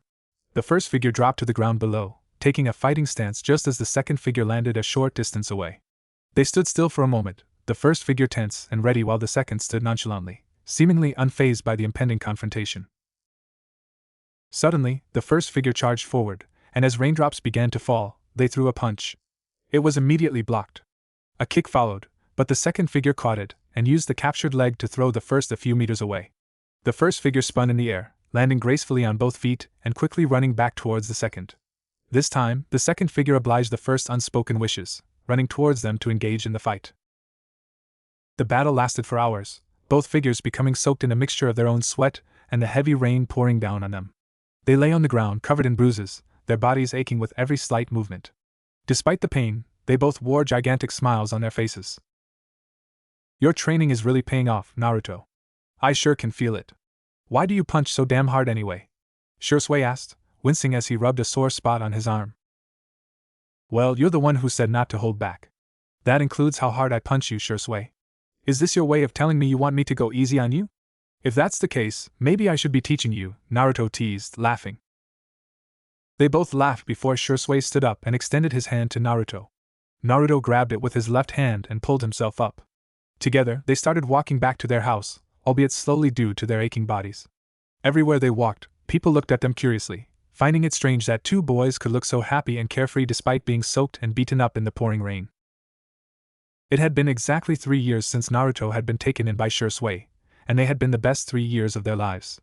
Naruto was about to turn 10 years old in just 1 week, and he couldn't be more excited. Shui had promised that this year's gift would be the best he had ever gotten. No matter how many times Naruto begged or pleaded, Shui refused to give even the slightest hint of what it would be. When they finally arrived back at their house, each went into their respective rooms to dry off and change clothes. This was one of the things that had surprised Naruto the most when he had first moved in with Shui. Never before had Naruto had a room that belonged solely to him. He had always shared a room with many orphans, and later had been kicked out onto the streets as a child. The closest thing he had ever had to a room before was his own box, and those always got destroyed easily with the rain. Naruto took a moment to look around his room, appreciating the warmth and comfort it provided. He had decorated it with various trinkets and drawings, each one holding a special memory from the past 3 years. The room was a testament to his journey, a symbol of the family he had found with Shui. After changing into dry clothes, Naruto went to the kitchen where Shui was already preparing dinner. The smell of cooked rice and vegetables filled the air, making Naruto's stomach growl. "What's for dinner, Shui?" Naruto asked, peeking over Shui's shoulder. "Your favorite, teriyaki chicken with ramen and miso soup," Shui replied, smiling as he continued to cook. Naruto's eyes lit up with excitement. "Yes. Awesome."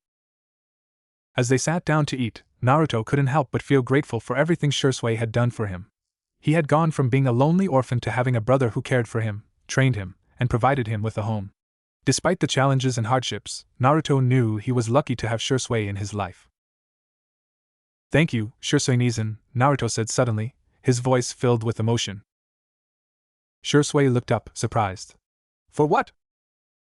"For everything. For taking care of me, for training me, for giving me a home. I don't know what I would have done without you," Naruto admitted, his eyes glistening with unshed tears. Shui reached across the table and ruffled Naruto's hair affectionately. "You're my family, Naruto. I'll always be here for you. And remember, you're not alone anymore. You have me, and you have the whole village supporting you." Naruto smiled, feeling a warmth spread through his chest. He nodded, determined to become stronger and to protect those he cared about. With Shui by his side, he knew he could face anything the future held. As they finished their dinner and settled in for the night, the storm outside continued to rage. But inside, the house was filled with a sense of peace and contentment. Despite the challenges ahead, Naruto knew he was ready, and with Shui's guidance, he would strive to become the best shinobi he could be. Hokage Office. After watching the two interact, the crystal ball shut off and Hiruzen Sarutobi sat back in his chair, staring out the window of his office, the Hokage monument providing a majestic yet solemn view of Konoha. Smoke from his pipe curled lazily around him, the familiar scent offering little comfort against the heavy burden on his shoulders. The growing tensions between the Uchiha clan and Kumo gnawed at his mind. Soon, delegates from Kumo would arrive in the village, and he yearned for a resolution that would prevent unnecessary violence. Suddenly, the door to his office swung open, and Jiraiya appeared with his usual boisterous energy. "Sensei, it's been too long," he exclaimed, striding into the room with a wide grin. Hiruzen smiled, though it was tinged with weariness. "Jiraiya, it's good to see you. What brings you here?" Jiraiya chuckled, rubbing the back of his head. "Oh, just gathering some important research for my next book. The hot springs are particularly inspiring this time of year." He winked, his tone dripping with suggestiveness. Hiruzen sighed, shaking his head with a hint of amusement. "Still up to your old tricks, I see." Jiraiya laughed heartily. "Some things never change, Sensei." The mood in the room shifted as the conversation turned to more serious matters. Hiruzen took a deep drag from his pipe, the smoke lingering in the air as he gathered his thoughts. "Jiraiya, there's something I need to discuss with you. It's about Naruto." Jiraiya's playful demeanor faded, replaced by a steely resolve. "I heard Orochimaru dared to harm Naruto. That snake has gone too far this time. I promise you, Sensei, I'll be the one to end him." Hiruzen held up a hand, his expression grave. "No, Jiraiya. It is my responsibility to deal with Orochimaru. However, I do need a favor from you." Jiraiya frowned, concern etched on his face. "What do you need?" Hiruzen took another deep drag from his pipe before speaking. "I need you to bring Tsunade back to the village." Naruto has undergone some concerning changes. His hair color has changed, and the density of his chakra is abnormal. I want Tsunade to conduct extensive blood work on him to understand what is happening. I can't keep relying on our doctors. No more excuses, she needs to come back. Jiraiya's frown deepened. Tsunade? You know she'll never agree to come back. She's been wandering for years, avoiding anything to do with the village. Hiruzen's gaze hardened, his voice resolute. She has no choice in this matter. Do whatever is necessary to bring her back. Naruto's well-being and the future of Konoha depend on it. Jiraiya sighed, the weight of the task settling on his shoulders. All right, sensei. I'll find her and bring her back, but it won't be easy. Hiruzen nodded, his eyes reflecting a mix of gratitude and determination. I know it won't be, but I trust you, Jiraiya. Naruto needs her expertise, and the village needs her strength.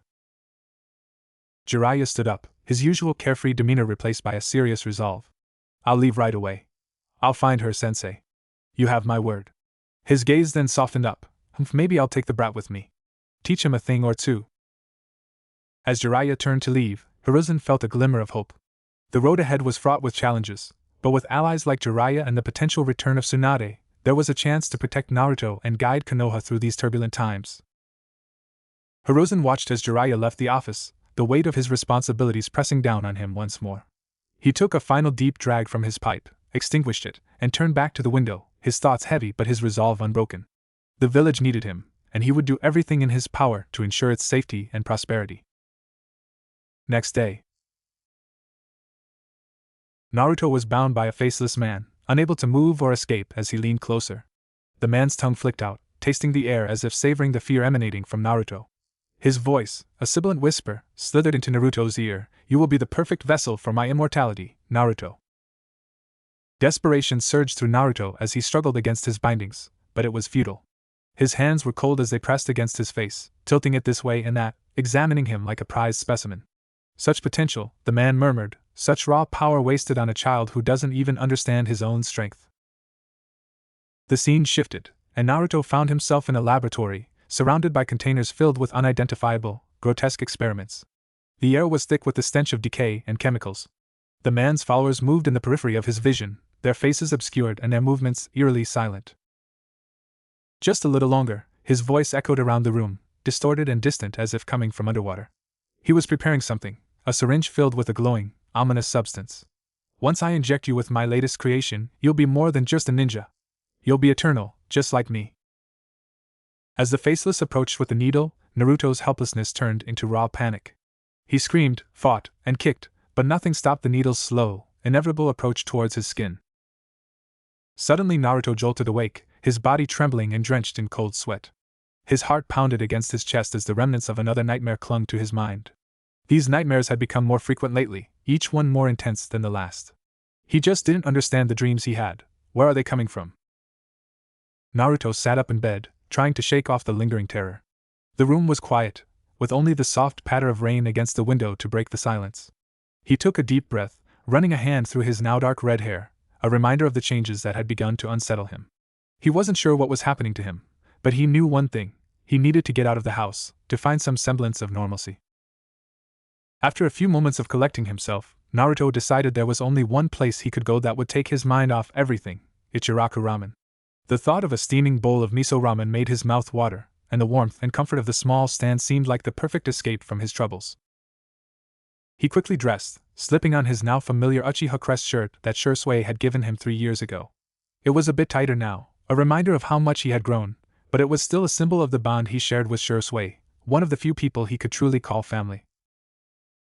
Naruto stepped out into the damp morning air, the village still quiet as most of the residents were just beginning to wake up. The rain had lightened to a drizzle, and he pulled his hood up as he made his way through the streets, his feet carrying him instinctively toward the ramen stand. The nightmares still clung to him, but the promise of ramen gave him something to focus on. He looked at around the streets with a bored look on his face. They looked as lively as always. Deep inside in that liveliness was deep hatred that disgusted him. Of course, the people of this village did not faze him at all. In his darkest moments, he felt disgusted just by looking at them. He shoved those thoughts in the back of his head when he was interrupted rudely. Someone hit him. He had sensed a person coming towards him, but he had not thought the man would actually bump into him. The hit was enough to send him tumbling backwards. But of course, he could have maneuvered that.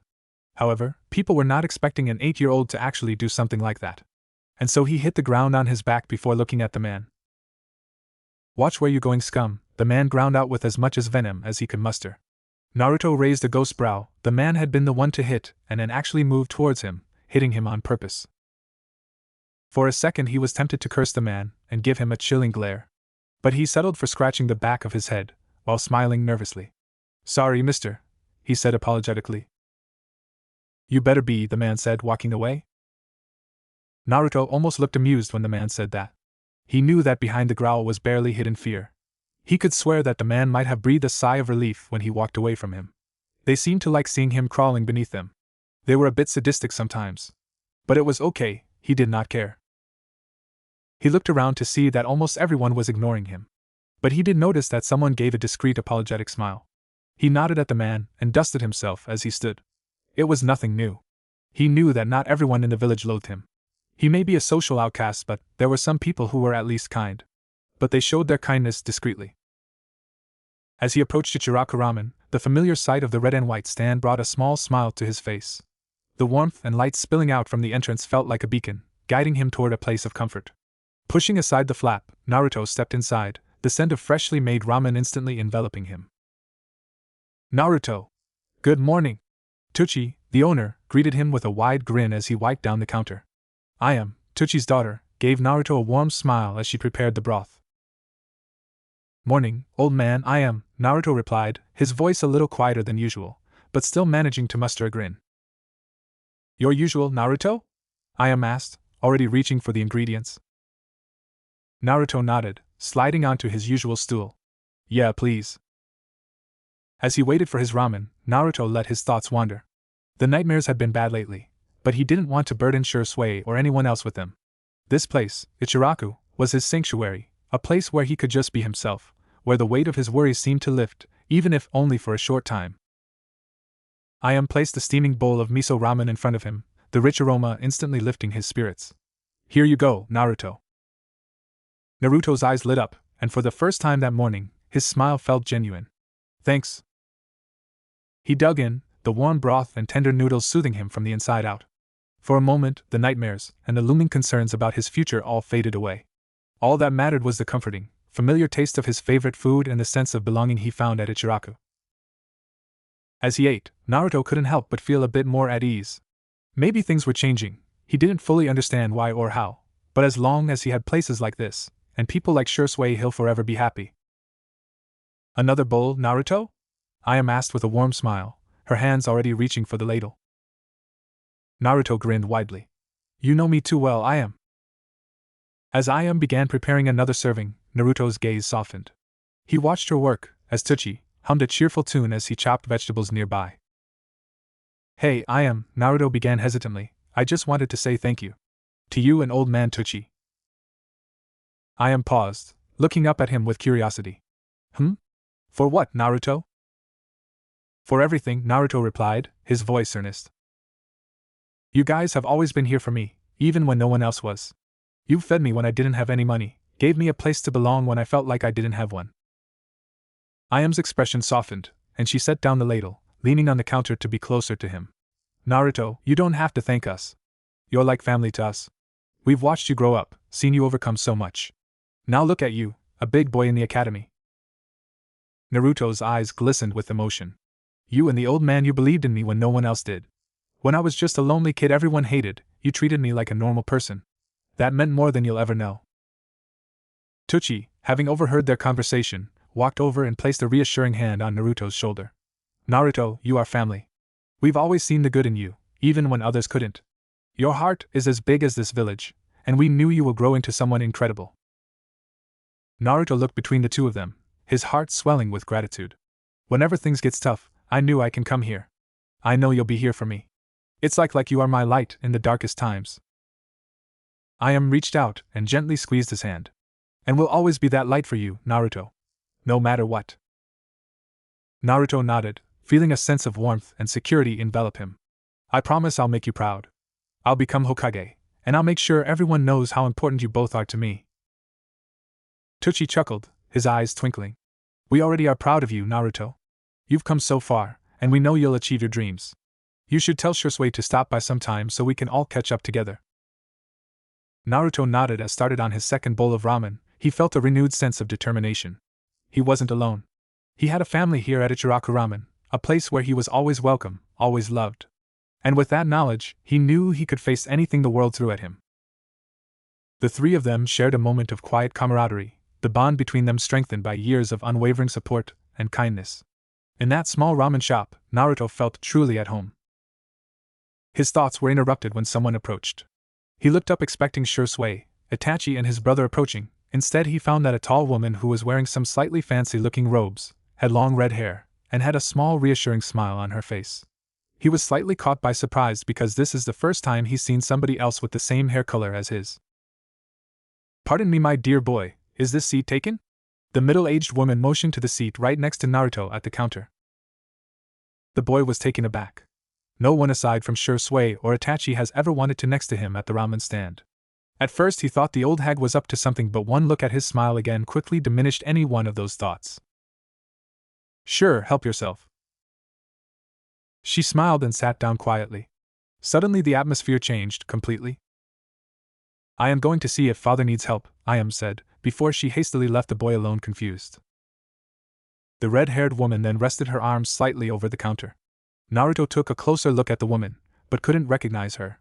True, he didn't know every single person in the village, but something about this lady made it feel like she wasn't from around here. It felt even more evidenced by her clothes. The young boy has never seen anyone in the village wear robes like that. They weren't incredibly fancy, but they definitely looked out of place. "To answer your unasked question, dear boy, no, I am not from this village. I'm visiting from my own home." Naruto was caught a bit off guard from the woman's statement, and then immediately asked the first question that came to his mind. Can you read my thoughts or something, old lady?" Naruto has never heard of anyone outside of the Yamanaka clan capable of reading thoughts. Every time he's asked Ino about her clan, she's always told him to buzz off and that it was none of his business. The woman gained a tick mark at the old comment, then looked at him and simply smiled. "No, it's easy to see when you are confused, Naruto Uzumaki, and I'm not old." Naruto definitely wasn't prepared for that. How did this hag know who he was? No one outside the village should know him, considering he's never been out the village before. The red-haired woman smiled once more. "You seem surprised, my boy. Well, you shouldn't be. It's in fact rare for an Uzumaki such as yourself to be alive and well." Naruto looked at the lady with wide eyes. Normally, after hearing something positive like that, he would be bouncing off the walls with joy, stroking his own ego about how he will definitely become Hokage after a feat like that. Instead, confusion engulfed his face again, and he just looked back down at the counter, folding his arms up and resting his chin against his hands. "What seems to be the matter?" The woman reached out and placed a soft hand on his shoulder again. Naruto looked up at her and tried masking his confusion and hesitation. "Oh, it's nothing, ma'am. I just can't wait to eat my ramen." Naruto licked his lips and flexed his fingers constantly, trying to make it look like he was impatient to get his meal. The old man merely smiled again and took his hand off Naruto's shoulder. "It seems you are also very skilled in the art of deception too, dear boy. However, when you've lived as long and traveled as far and wide as I have, you learn to sense when someone is showing you their true feelings and when they are not. So what's wrong, young one?" Naruto couldn't believe it. Only old man Tucci has ever seen through his fake smiles. Before he could think further on the subject though, Tucci came back with a big steamy bowl of his famous ramen in his hands and placed it in front of Naruto. "There you are, Naruto. One big bowl of beef ramen." The ramen chef was about to turn away when he noticed the red-haired woman sitting next to the boy. A red blush painted his cheeks at the sight of the beauty before him. "Oh, I didn't see you there. Would like anything to eat or drink, ma'am?" he said earnestly with a slight nosebleed. The woman smiled at the chef and gave her order. "Yes, I believe I will have what my new friend here is having, and also some green tea, please." "Sure, coming right up." The ramen chef then proceeded back into his kitchen to prepare the new order. Naruto meanwhile was so busy looking at the woman next to him that he completely forgot about the big bowl of ramen in front of him, which is a rare occurrence indeed. "You really want to be my friend?" The woman looked at him again, that same soft smile still gracing his face. "Of course. You seem like a nice young man to me. Not to mention that from what I have heard of you is that you are pleasant, talented, and loyal to a fault. Why wouldn't anyone want to be your friend when you have such admirable qualities?" Naruto would have to ask Shursui later to help train him to keep his guard up better because once again, for what seemed like the millionth time, the strange lady next to him seemed to catch him off guard again. He's never been complimented like that before. Not even by either Irika-sensei or Old Man Third. He smiled slightly, but a look of depression began to creep its way onto Naruto's face. Well, a lot of the villagers and kids my age here hate me because they think I'm an annoying loser who does nothing but pull pranks and doesn't take his studying seriously. Naruto scratched his cheek nervously, causing the lady to nod her head. Well, I don't think that at all, my boy. Quite the opposite, in fact. I think you're a shinobi that has extraordinary potential. The only negative quality I can think for you right now is that you're allowing that delicious-looking ramen of yours to go cold. Naruto's eyes went as wide as dinner plates and yelled as he realized that the lady was right. He's been neglecting his absolute favorite meal. He immediately broke his chopsticks and started to scarf down his ramen, throwing his table manners right out the window, but his new friend didn't seem to mind. While he was eating, he thought about what the old man said, that he had extraordinary potential. This new friend of his was really starting to soar high up there in his list of favorite and most precious people, just right below his teammates. In fact, it's more than likely because of your potential that your fellow shinobi and the villagers treat you so horribly, Naruto. They may not like you because they don't trust you, and they don't trust you because they fear you. Fear for the power inside you. Naruto stopped mid-eating and just looked at the old man, eyes wide and full of fear. Before Naruto could confirm his worst fears, the woman patted Naruto on top of the head. It is only natural, Naruto. People often fear what they don't understand, no matter how much they try to deny it. It is in their nature. Just as the lady finished talking, his Tucci came back with another big bowl of ramen and a cup of green tea. Here you are. One large bowl of beef ramen and a cup of green tea. Can I get you anything else? He asked, probably a bit too eager. No, thank you. That's quite enough for me. Naruto slurped the last of his ramen, his mind reeling from everything the mysterious woman had said. His gaze kept flicking to her, trying to piece together who she was and how she knew so much about him. The way she spoke, so calm, so confident, reminded him of someone, but he couldn't quite place it. As the woman took delicate sips of her green tea, she glanced over at Naruto, her smile never fading. You should never let anyone's fear or ignorance define who you are, Naruto. The world is vast, and your path is yours to carve. You have the blood of the Uzumaki in you, a clan known for their strength and resilience. It's in your nature to stand tall, even in the face of adversity. Naruto blinked, processing her words. Uzumaki, you mean, I really have a clan? Like a real big family? His voice was small, almost afraid to hope. The woman nodded, her expression softening. Yes, a family with a rich history and powerful abilities. I even know your mother. Naruto's eyes widened. Nobody, even Shursui, told him anything about his parents. So how did this stranger know? Seeing his befuddled look, she continued. Your mother Kushina was an Uzumaki, one of the strongest kunoichi Konoha has ever seen. And you, Naruto, have inherited her spirit. Naruto's heart skipped a beat. His mother, someone he never had the chance to know. But here was this woman, sitting beside him, telling him about his heritage, about a clan he never knew existed. His emotions swirled, excitement, confusion, and a deep yearning to learn more. Why are you telling me all this? Naruto asked, his voice barely above a whisper. The woman set down her cup, her gaze locking onto his. Because you deserve to know who you are. And because, despite what anyone else says, you have the right to be proud of your lineage. The Uzumaki were known for their mastery of sealing techniques, for their boundless vitality, and their fierce loyalty to those they loved. You carry that legacy within you. Naruto felt a strange warmth in his chest. He had always been alone, always felt like an outsider, but now, for the first time, he felt like he belonged to something bigger than himself. The woman reached into her robe and pulled out 2 books, setting them gently in front of Naruto. One was titled Uzumaki Clan History, and the other, Fundamentals of Sealing Techniques. Naruto stared at the books, his hands trembling slightly as he picked them up. These are for me? The woman nodded. Yes. These will help you understand more about your heritage, about the power that runs through your veins. Use them wisely, Naruto. Naruto clutched the books to his chest, feeling a mix of gratitude and determination. He had always wanted to prove himself, to show the village that he was more than just a loser or wannabe Uchiha. Now, he had a new goal, to honor the Uzumaki name and become the strongest shinobi he could be. Thank you, he said earnestly, his eyes shining with newfound resolve. Thank you for telling me all this. The woman smiled warmly, reaching out to ruffle his hair. You're welcome, Naruto. Just remember, no matter what happens, you're never truly alone. Your clan's strength lives on in you, and so does the love of those who came before you. If you ever want to know more about your family, just seek me out, but keep this a secret. Nobody, and I mean nobody, can know about me. Naruto nodded, feeling a deep connection to the woman, as if he had known her all his life. But before he could ask her more, she began to stand. Wait! Naruto called out. What's your name? The woman paused, a knowing smile playing on her lips. You can call me Fuka. And with that, she turned and left the ramen stand, disappearing into the rain-soaked streets of Konoha. Naruto watched her go, the name echoing in his mind. He knew he had just met someone important, someone who had given him a glimpse into a part of himself he had never known. As he sat there, the weight of the books in his arms, Naruto made a silent vow. He would learn everything he could about the Uzumaki clan, about his mother, and about the power that flowed through his blood. He would prove to the village, to himself, and to this mysterious woman, that he was worthy of the name Uzumaki. And one day, he would make them all proud.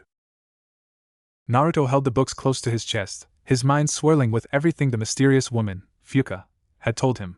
He was so deep in thought that he didn't notice Shursui and a tall man with long white hair and red streaks down his face approach the ramen stand. It wasn't until he heard Shursui's familiar voice that he snapped back to reality. Hey, Naruto! Shursui called out, a smile on his face as he approached with the tall man. I see you're enjoying some ramen. How many bowls this time? Naruto grinned sheepishly, rubbing the back of his head. Just one this time, Shursui. The tall man chuckled, his eyes twinkling with amusement. Only one? I expected more from the kid who managed to talk up a pretty lady at a ramen stand. You've got potential, kid. Naruto blinked, looking up at the man, confusion written all over his face. Pretty lady? Shursui nodded, leaning against the counter. Yeah, the red-haired woman who was just here. She was talking to you, right? Who was she? Naruto's heart skipped a beat. He remembered Fuka's words, her soft voice telling him about his heritage, and the promise she had made him keep. He couldn't tell them, not yet. Not until he understood everything himself. Oh, her? Naruto stammered, trying to keep his voice steady. I don't really know her. She just sat down and started talking. And, I got these books from the library. Thought I'd, read up on some stuff. Shursui raised an eyebrow, clearly puzzled by Naruto's reaction. He could sense something was off, but he couldn't quite put his finger on it. Still, Naruto had always been full of surprises, so he shrugged it off. Well, alright then. Just make sure you actually read them and don't just use them as a pillow, okay? Naruto laughed nervously. Yeah, I'll read them, I promise. The tall man crossed his arms, looking down at Naruto with a wide grin. So, you don't know who she was, huh? No worries, kid. You've still got plenty of time to work on your charm. But hey, before we get down to business, you should know who I am. Naruto looked up at the man, tilting his head in curiosity. Who are you anyway? With a flourish, the man struck a bizarre pose, one leg up and his arms spread wide, his voice booming with exaggerated pride. I am the greatest ladies' man on earth. The one and only, the legendary Jiraiya the Gallant. Naruto and Shursui both sweat dropped at the dramatic display.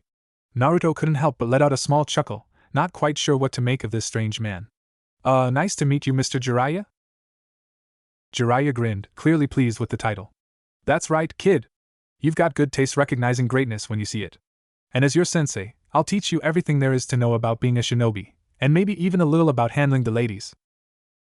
Shursui rolled his eyes, though there was a hint of a smile on his lips. Right, well, before you get too carried away, Jiraiya-sama, the Hokage asked to see Naruto. We should head there now. Naruto nodded, his grip tightening on the books as he followed Shursui and Jiraiya out of the ramen stand. As they walked through the streets of Konoha, Naruto couldn't help but glance back at the spot where Fuka had been sitting. He still didn't know who she was, but he knew that her words, and the knowledge she had given him, would change his life. As they approached the Hokage's office, Naruto felt a mix of excitement and anxiety. He had so many questions, and he was determined to find the answers. But for now, he had to keep his promise and protect the secret Fuka had entrusted him with. When they finally reached the office, Hiruzen was waiting for them, his expression serious. Naruto, Shursui, Jiraiya, thank you for coming. Naruto stepped forward, his heart pounding in his chest. You wanted to see me, old man? Hiruzen nodded, his gaze softening as he looked at Naruto. Yes, Naruto. There are important matters we need to discuss, about your training, your future, and the changes you've been experiencing. We found a solution and Jiraiya here needs your help. Naruto swallowed hard, glancing down at the books in his hands. He knew that whatever happened next, it would set him on a path that would define not just his future, but the future of the village as well. And with that thought in mind, Naruto took a deep breath and stepped into the Hokage's office, ready to face whatever came next. When the trio reached the office and opened the door, they realized Hiruzen was waiting for them, his expression serious. Naruto, Shursui, Jiraiya, thank you for coming. Naruto stepped forward, his heart pounding in his chest. You wanted to see me, old man? Hiruzen nodded, his gaze softening as he looked at Naruto. Yes, Naruto. There are important matters we need to discuss, about your training, your future, and the changes you've been experiencing. We found a solution and Jiraiya here needs your help. The suddenly atmosphere in the Hokage's office was thick with tension, a stark contrast to the usual warmth and kindness Naruto associated with the old man. Hiruzen's serious demeanor was something Naruto wasn't used to, and it made him uneasy.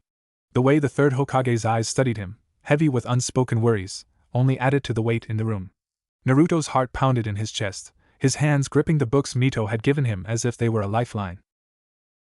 Hiruzen finally broke the silence, his voice steady but laced with a gravity that made Naruto's nerves spike. Naruto, Jiraiya here has requested your help with a mission. It's not a typical mission, and it comes with certain conditions. Naruto's eyes widened, the tension in the room momentarily forgotten. A mission? For me? What kind of mission? Jiraiya stepped forward, his usual jovial expression tempered with a hint of seriousness. It's a mission that requires us to convince someone to come home that can help with your unique situation, Naruto. But more importantly, I've offered to train you as payment for your help. You won't get official credit since you're not a registered genin yet, but that doesn't mean it's not important. At the mention of training, Naruto's eyes lit up like fireworks, the excitement surging through him like a jolt of electricity. Training? With you? Really? This is gonna be awesome. For a brief moment, the heaviness in the room lifted as Naruto's enthusiasm filled the space. Hiruzen allowed a small smile, though his gaze remained cautious. He then turned his attention to Shursui, the weight of the decision clear in his eyes. Of course, Shursui, the final decision is up to you. You're his legal guardian now, after all. Shursui, who had been watching the exchange with a thoughtful expression, smiled warmly. He glanced at Naruto, who was practically bouncing on the balls of his feet with excitement, and gave him a wink. Go have fun, Naruto. I'll keep everything together here while you're gone. Besides, you've been working hard, this could be a great opportunity for you. Naruto's excitement was palpable as he launched himself at Shursui, wrapping him in a tight hug. Thank you, Shursui. You're the best. Shursui chuckled, ruffling Naruto's hair before pulling back. But what happened next caught everyone by surprise, especially Naruto. Shursui reached into his pocket and pulled out his own headband, the metal plate gleaming in the soft light of the office. He held it out to Naruto, a proud smile on his face.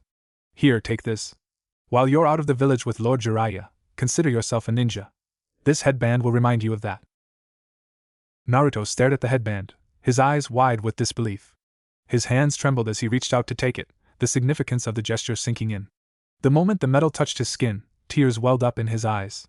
This wasn't just a piece of cloth and metal, this was a symbol of everything he had dreamed of becoming. And now, for the first time, he felt like he was truly on his way. Thank you, Shursui, Naruto choked out, tears streaming down his cheeks. He wiped them away quickly, trying to maintain his usual bravado, but the emotion was too strong. I won't let you down. I promise. Shursui's smile softened, and he placed a hand on Naruto's shoulder. I know you won't, Naruto. Just remember to stay true to yourself, no matter what happens out there. Naruto nodded fiercely, his grip tightening on the headband. He felt a surge of determination, the fire inside him burning brighter than ever. With Shursui's blessing and Jiraiya's training, he knew he could face anything. Let's get you packed then, Shursui said, guiding Naruto toward the door. We'll put together a proper shinobi bag, and then you can get started on this new adventure. As they left the Hokage's office, Naruto couldn't help but glance back at Hiruzen. The old man's serious expression had softened, a hint of pride in his eyes as he watched them go. Naruto didn't fully understand the weight of the mission or the worries that still hung over the Hokage's head, but he knew one thing for sure, he was ready to face whatever came next. And with that thought, Naruto walked out of the office, the headband tied proudly around his forehead, ready to begin the next chapter of his journey. Uchiha compound. As Naruto and Shisui walked through the village towards their home, the sun began to dip below the horizon, casting long shadows across the streets of Konoha. The air was cool and crisp, a gentle breeze rustling the leaves of the trees overhead. Naruto, still clutching the headband Shisui had given him, walked with a spring in his step, his mind racing with excitement about the upcoming mission. Shisui glanced down at Naruto, a fond smile playing on his lips. Naruto, he began, his tone becoming slightly more serious. Being a shinobi isn't just about strength or fighting. It's about understanding the situation, staying calm, cool, and collected, even when things seem dire. You need to analyze everything around you, your environment, your opponents, and yourself.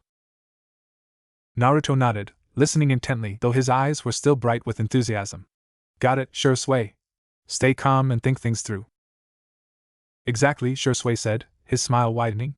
And remember, Jiraiya is a powerful and wise shinobi. He might not always look it, but he has more experience than most people in the village combined. Make sure to listen to his instructions and learn from him. But... Shisui paused, scratching the back of his head, his expression turning slightly awkward as he thought of Jiraiya's infamous womanizing tendencies. He looked at Naruto and quickly added, just don't follow all of his advice, okay? Naruto looked up at Shisui, confused. What do you mean, Shisui? Shisui chuckled, trying to find the right words. Let's just say Jiraiya has other interests that you shouldn't pick up. Focus on the training and the mission, not on his, extracurricular activities. Naruto blinked a few times, still confused, but the serious expression on Shisui's face was so out of character that he couldn't help but burst into laughter. Okay, Shisui. I'll make sure to stick to the mission stuff. Shisui laughed along with him, the tension from earlier dissipating as they continued their walk. The two of them had always shared a close bond, and moments like this only made it stronger. As they entered the Uchiha compound, the atmosphere grew quieter, the bustling noise of the village fading into the background. The compound was peaceful, with a sense of order and discipline that came from generations of shinobi living within its walls. The sight of the Uchiha crest on the buildings and the occasional clan member passing by gave Naruto a sense of belonging, something he had longed for his whole life. As they made their way through the compound, they spotted a familiar figure approaching them. Itachi Uchiha, Shisui's close friend and cousin, walked towards them with his usual calm and composed demeanor. His sharp eyes softened as he saw Shisui and Naruto together. Hey Itachi! Naruto called out, waving energetically despite the long day. Guess what? I'm going on a mission with the toad guy Jiraiya. Itachi raised an eyebrow slightly, a faint smile tugging at the corners of his lips. Is that so? At such a young age too? That's quite an honor, Naruto. I'm sure you'll do well. Naruto puffed out his chest with pride, beaming up at the older Uchiha. Yeah. Shisui says it's a great opportunity, and I'm going to learn a lot. Shisui placed a hand on Naruto's shoulder, nodding at Itachi. He's got a lot of potential, Itachi. This could be exactly what he needs to take the next step. Itachi's eyes flickered with a hint of warmth as he looked at Naruto, who was still buzzing with excitement. Just remember, Naruto, that the path of a shinobi is not an easy one. There will be challenges and hardships, but I believe you have the strength to overcome them. Naruto nodded eagerly, soaking in the words of encouragement from someone he admired. I won't let you down, Itachi. I promise. Itachi's smile grew just a bit wider as he placed a hand on Naruto's head, ruffling his hair gently. I know you won't. Shisui watched the interaction with a sense of pride, seeing how Naruto had grown in the 3 years since he had taken him in. The boy who had once been full of mischief and loneliness was now on his way to becoming a true shinobi, surrounded by people who cared for him. As they stood there, the three of them, 2 experienced shinobi and 1 eager young ninja, there was a sense of unity, of bonds forged through shared experiences and trust. The future was uncertain, filled with dangers and trials, but in that moment there was hope. Naruto was no longer alone. He had found his place, his family, and the strength to face whatever lay ahead. As Naruto smiled to himself, he was oblivious to the sudden tension between his older brother figures. Itachi and Shisui shared a brief and intense glance. Their eyes locked, and in an instant, the world around them shifted. The bustling Uchiha compound faded away, replaced by the eerie stillness of the Genjutsu world they had created. The air was heavy with the unspoken weight of their conversation. Shisui's heart pounded in his chest, the implications of what they were about to discuss already sending a chill down his spine. He didn't waste time with pleasantries. What's happened? He asked, his voice low and urgent, cutting straight to the point. Itachi's face was somber, his usual calm demeanor replaced with a grim expression. He hesitated for only a fraction of a second before answering, his tone laden with a weight Shui had rarely heard from his friend. They're making their move soon. They've deemed themselves capable of taking on the village. Shui's brows furrowed in confusion. How are they doing that? They postponed it because of a lack of capable shinobi and resources. How could they possibly get everything together in only 3 years? Itachi looked away for a moment, as if the very thought of what he was about to say caused him physical pain. When he met Shui's eyes again, there was a flicker of something that Shui could only describe as helplessness, a rare emotion for Itachi. Danzo is helping them. He's given them money from the village, and provided them with a couple of root and bu. Resources and shinobi aren't an issue anymore. Shui's eyes widened, shock evident on his face. Why is he helping them? He was the one who suggested a massacre when they were planning this years ago. Itachi shook his head slightly, his expression troubled. I haven't the slightest clue. At first, I thought this was his way of trying to get the massacre to happen. By helping them plan, he could easily push us into slaughtering them. But I had Tenzo look into it, and he says the route assigned to help are legit. There's literally no reason for this. Shui inhaled deeply, trying to process the sudden influx of disturbing information. His thoughts raced, trying to find a solution, a way to prevent the disaster that seemed to be barreling toward them. The Uchiha planning another coup wasn't entirely unexpected, but Danzo's involvement was a game-changer, and not in a good way. Well, we need to speak with the Hokage as soon as possible, Shui said, determination hardening in his voice. Preferably with the elders and Danzo there.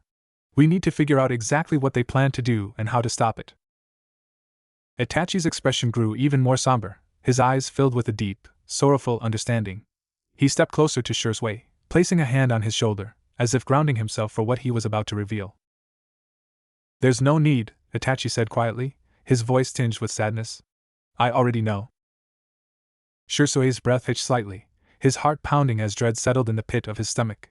He had known Itachi for years, had fought alongside him, trusted him like a brother. The look in Itachi's eyes told him that whatever he was about to say would be devastating. The Uchiha are going to release and control the 9 tails. They're going to use Naruto.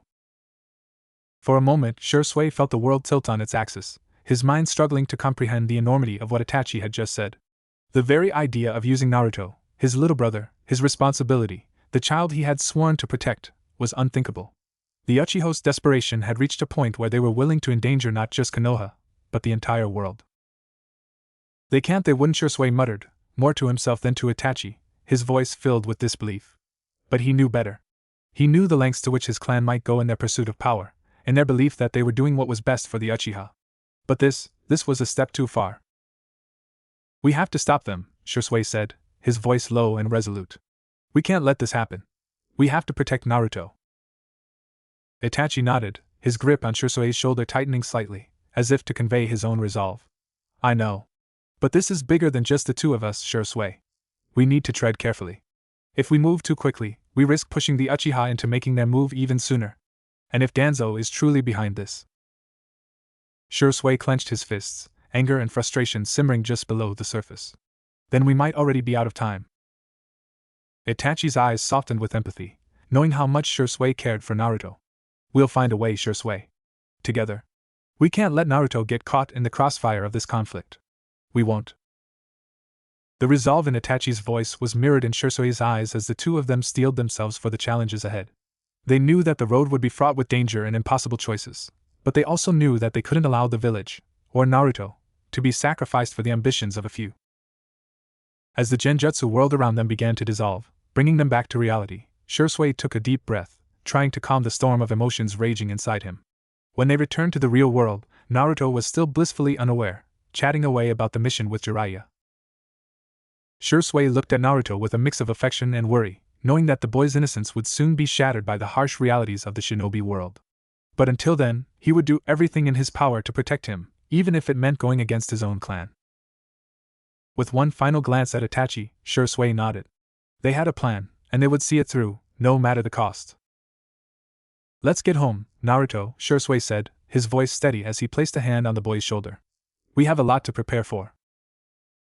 Naruto beamed up at him, still oblivious to the gravity of the situation, and the three of them continued on their way. But even as they walked, Shui's mind was already racing ahead, planning, strategizing, and most of all, hoping that they would be able to avert the catastrophe that loomed on the horizon. Next day. The sun hung low in the sky, casting long shadows over the winding path that led to Tanzaka village. Naruto and Jiraiya walked side by side, with Naruto sporting Shirsue's headband, a brown backpack slung over his shoulder, and wearing the black Uchiha clothes that had become his usual attire. Despite the excitement of being on a mission and traveling with the legendary Sannin, Naruto's focus was entirely on the book in his hands, the one given to him by the mysterious red-haired woman at the ramen stand. While reading a passage, something in his heart swelled up in rage. Long ago, the Uzumaki clan's power and influence were seen as a threat by the other ninja nations. They coveted the Uzumaki's unique abilities in Fuinjutsu, which could potentially tip the balance of power. The Hidden Eddy village was nestled in a remote and fortified location, a series of islands surrounded by treacherous seas, making it difficult for outsiders to attack. Still, their enemies were relentless. It was a moonless night when the coalition of rival villages, led by the cunning Raikage of Lightning Country, launched their assault on the Uzumaki clan. The attackers outnumbered the Uzumaki forces, and the battle was fierce from the very beginning. The sky was ablaze with jutsu, and the sea raged as waves clashed against the rocky shores. A lone Uzumaki warrior, however, was determined not to go down without a fight.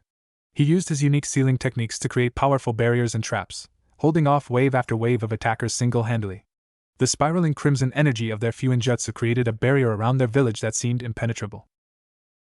As the night wore on, the Uzumaki clan fought valiantly. Every member, young and old, stood together to defend their home.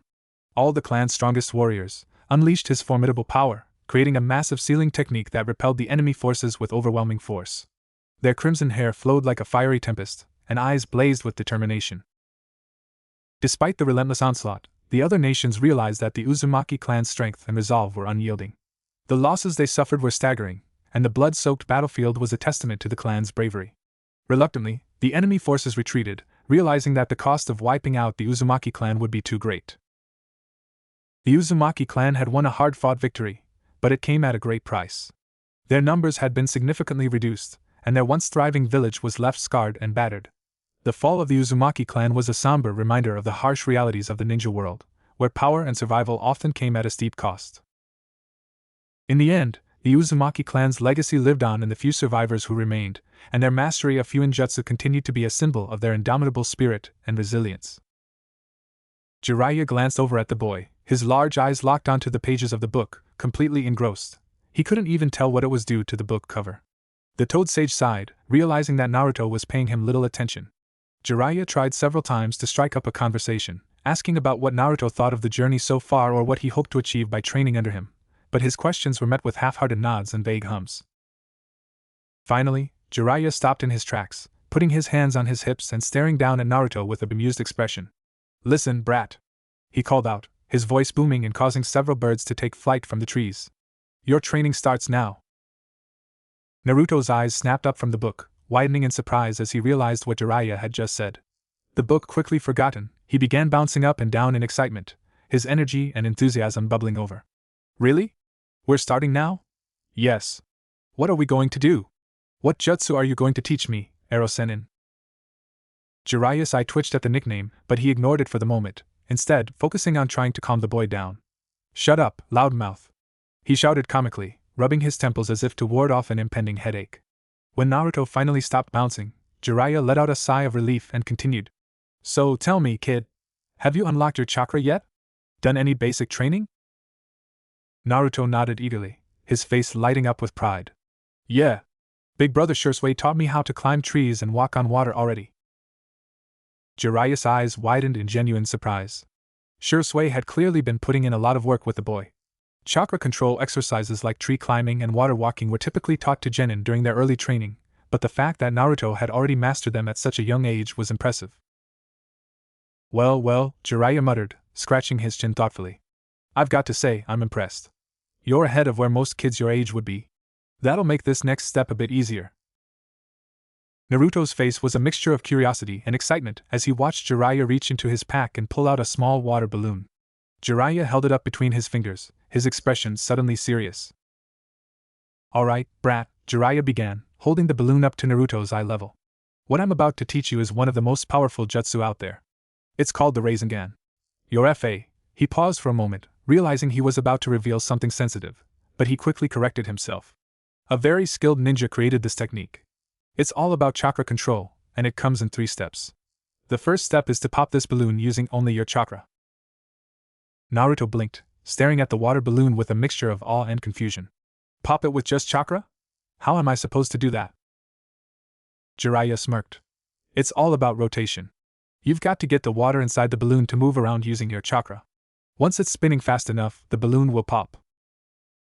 Naruto's eyes narrowed in determination as he reached out to take the balloon from Jiraiya. He held it carefully, concentrating on the task ahead. Alright, I've got this. I can do this, believe it! As Naruto focused on the balloon, Jiraiya watched him closely, his thoughts drifting momentarily. Despite Naruto's playful and somewhat goofy demeanor, there was something special about the kid, something that reminded Jiraiya of his old students, of Minato in particular. The resemblance was uncanny, but it was more than that. It was the raw potential, the unyielding determination that shone through in everything Naruto did. If the boy could master the Rasengan, he would be one step closer to becoming the ninja that Jiraiya knew he was destined to be. Remember, Jiraiya said, his tone becoming more instructional. Don't force it. Let your chakra flow naturally. Focus on creating rotation, just like how water spins in a whirlpool. It's all about control. Naruto nodded, his tongue sticking out slightly in concentration as he tried to make the water inside the balloon spin. He could feel the chakra in his hands, but controlling it in such a precise manner was a lot harder than it sounded. He furrowed his brow, trying again and again, with Jiraiya watching closely. As they continued their walk towards Tanzakagai, Jiraiya kept a watchful eye on Naruto's progress, occasionally offering tips and encouragement. The journey ahead would be long, both in distance and in the challenges that Naruto would face. But with each step, with each failed attempt and small victory, Naruto was inching closer to mastering the Rasengan, a technique that would shape his future as a shinobi. Jiraiya glanced down at Naruto again, a small smile tugging at the corners of his lips. You've got the determination, kid. Just keep at it. Who knows? You might even surprise me. Naruto grinned, his eyes shining with excitement and determination, but as time passed, frustration began to creep in. The balloon in his hand stubbornly resisted his attempts to control the chakra within it. Jiraiya watched with a smug smile, clearly amused by Naruto's struggles. Naruto's eyebrows twitched in annoyance, finally snapping when he noticed Jiraiya's smug expression. Hey! You see me struggling, why not help me, you perverted toad? Jiraiya chuckled in response, his voice filled with a mix of pride and amusement. Alright, brat. Watch closely. He held out his other hand, and in an instant, a rapidly spinning blue ball of chakra formed. The Rasengan hummed with power, its energy contained perfectly within a compact sphere. Naruto stared in awe at the speed and precision of the technique, his eyes fixed on the swirling chakra. In battle, the Rasengan can be a very dangerous weapon, Jiraiya said, his voice turning serious. It's one of the most notorious and powerful jutsu out there, and mastering it is no small feat. He slammed it into a tree, but instead of piercing it, exploded from the inside. Naruto nodded, his wide eyes still glued to the Rasengan. Whoa! With a smug grin, Jiraiya allowed the jutsu to fade away, the blue sphere dissipating into thin air. Indeed. Don't beat yourself up if you can't do it right away. Now let's. BLAM. Jiraiya was abruptly cut off by the sound of water splashing. He turned to see Naruto shaking his hand, pieces of rubber scattering around him. The balloon had burst, and Naruto was left standing there with a proud smile on his face. Jiraiya's eyes widened in disbelief. What? How? Naruto shrugged and casually shook more water off his hands as he continued walking forward, clearly pleased with himself. Well, I saw that the chakra in your Rasengan was flowing in all directions, so I just did that to the balloon and pop. Jiraiya blinked, momentarily speechless. A kid like you shouldn't have gotten something like that so quickly. You're really something else, Naruto. As they walked, a myriad of thoughts swirled in Jiraiya's mind. Naruto had an extraordinary talent for chakra control, something Jiraiya had rarely seen in someone so young. The ease with which he had grasped the concept of the Rasengan, even in its simplest form, was nothing short of remarkable. Could this boy truly be the child of prophecy? The one who would bring about a great change in the world? Jiraiya's musings were interrupted by Naruto's eager voice. What's the next step? Shaken out of his thoughts, Jiraiya dumbly held out a rubber ball. Pop this with your chakra. This step should be the most difficult, it's all about power. Before Jiraiya could finish his explanation, Naruto took the rubber ball from him and, without missing a beat, began to channel his chakra into it. The ball started to swell rapidly as Naruto overloaded it with chakra. BLAM. The ball exploded with a deafening pop, sending rubber shrapnel flying everywhere. Naruto immediately clapped his hands over his ears, wincing at the loud noise. Damn it, why was that so loud? Jiraiya, who had been standing nearby, nearly had a heart attack. How did you get it that time? Generating a consistent amount of power like that takes time. Naruto looked at the remains of the rubber ball with a mixture of frustration and determination. I don't know, I just put more chakra into it, like you said. Jiraiya couldn't believe what he was seeing. Naruto's progress was astounding, almost unnatural. The kid was blowing through the steps of mastering the Rasengan at a pace that defied all logic. Jiraiya had seen plenty of prodigies in his time, but there was something different about Naruto. Something raw and untapped, just waiting to be unleashed. Alright, brat, Jiraiya said, shaking off his shock. The next step is all about refining that power and keeping it under control. You've got the strength, now you need the finesse. But don't get cocky. This part is where most people hit a wall. Naruto nodded eagerly, his frustration replaced by a renewed sense of determination. I got it. I'll keep working at it until I get it right. Jiraiya couldn't help but smile at Naruto's enthusiasm. That's the spirit, kid. Just remember, this isn't a race. Mastery takes time. But with your progress, who knows? Naruto smiled at the praise, then looked towards the road ahead. So where's this person we're looking for? Did you find out anything new? Jiraiya ceased his thoughts on Naruto's training and answered, I did actually. We're looking for Tsunade Senju, Master Medic Ninja. I heard she was heading up towards the edge of the country. She'll probably wind up in Tanzakagai, so that's where we're going. Jiraiya looked at the kid trying his hardest to master the jutsu. It took me 2 months just to get this far. It hasn't even been a day yet for him. Kid, what are you going to be like in your prime? Thinking about something like that terrifies me. Naruto attempted Jiraiya's instructions. The Toad Sage actually breathed a sigh of relief when Naruto's balloon popped. If the kid got Rasengan in one day, then he would have had a fit. Naruto received the pack of balloons from Jiraiya and took out another to blow up. Well, it looks like this will keep me busy for a while. As they continued their journey, Naruto kept practicing, his mind focused entirely on mastering the Rasengan. Jiraiya watched him out of the corner of his eye, feeling a growing sense of pride and hope. This kid, he was something special. And if Jiraiya was right, Naruto might just be the key to changing the world. But for now, they had a mission to complete, and Jiraiya knew that Naruto's training was just beginning. The road ahead was long and filled with challenges, but with each step, Naruto was growing stronger, more capable, and more determined.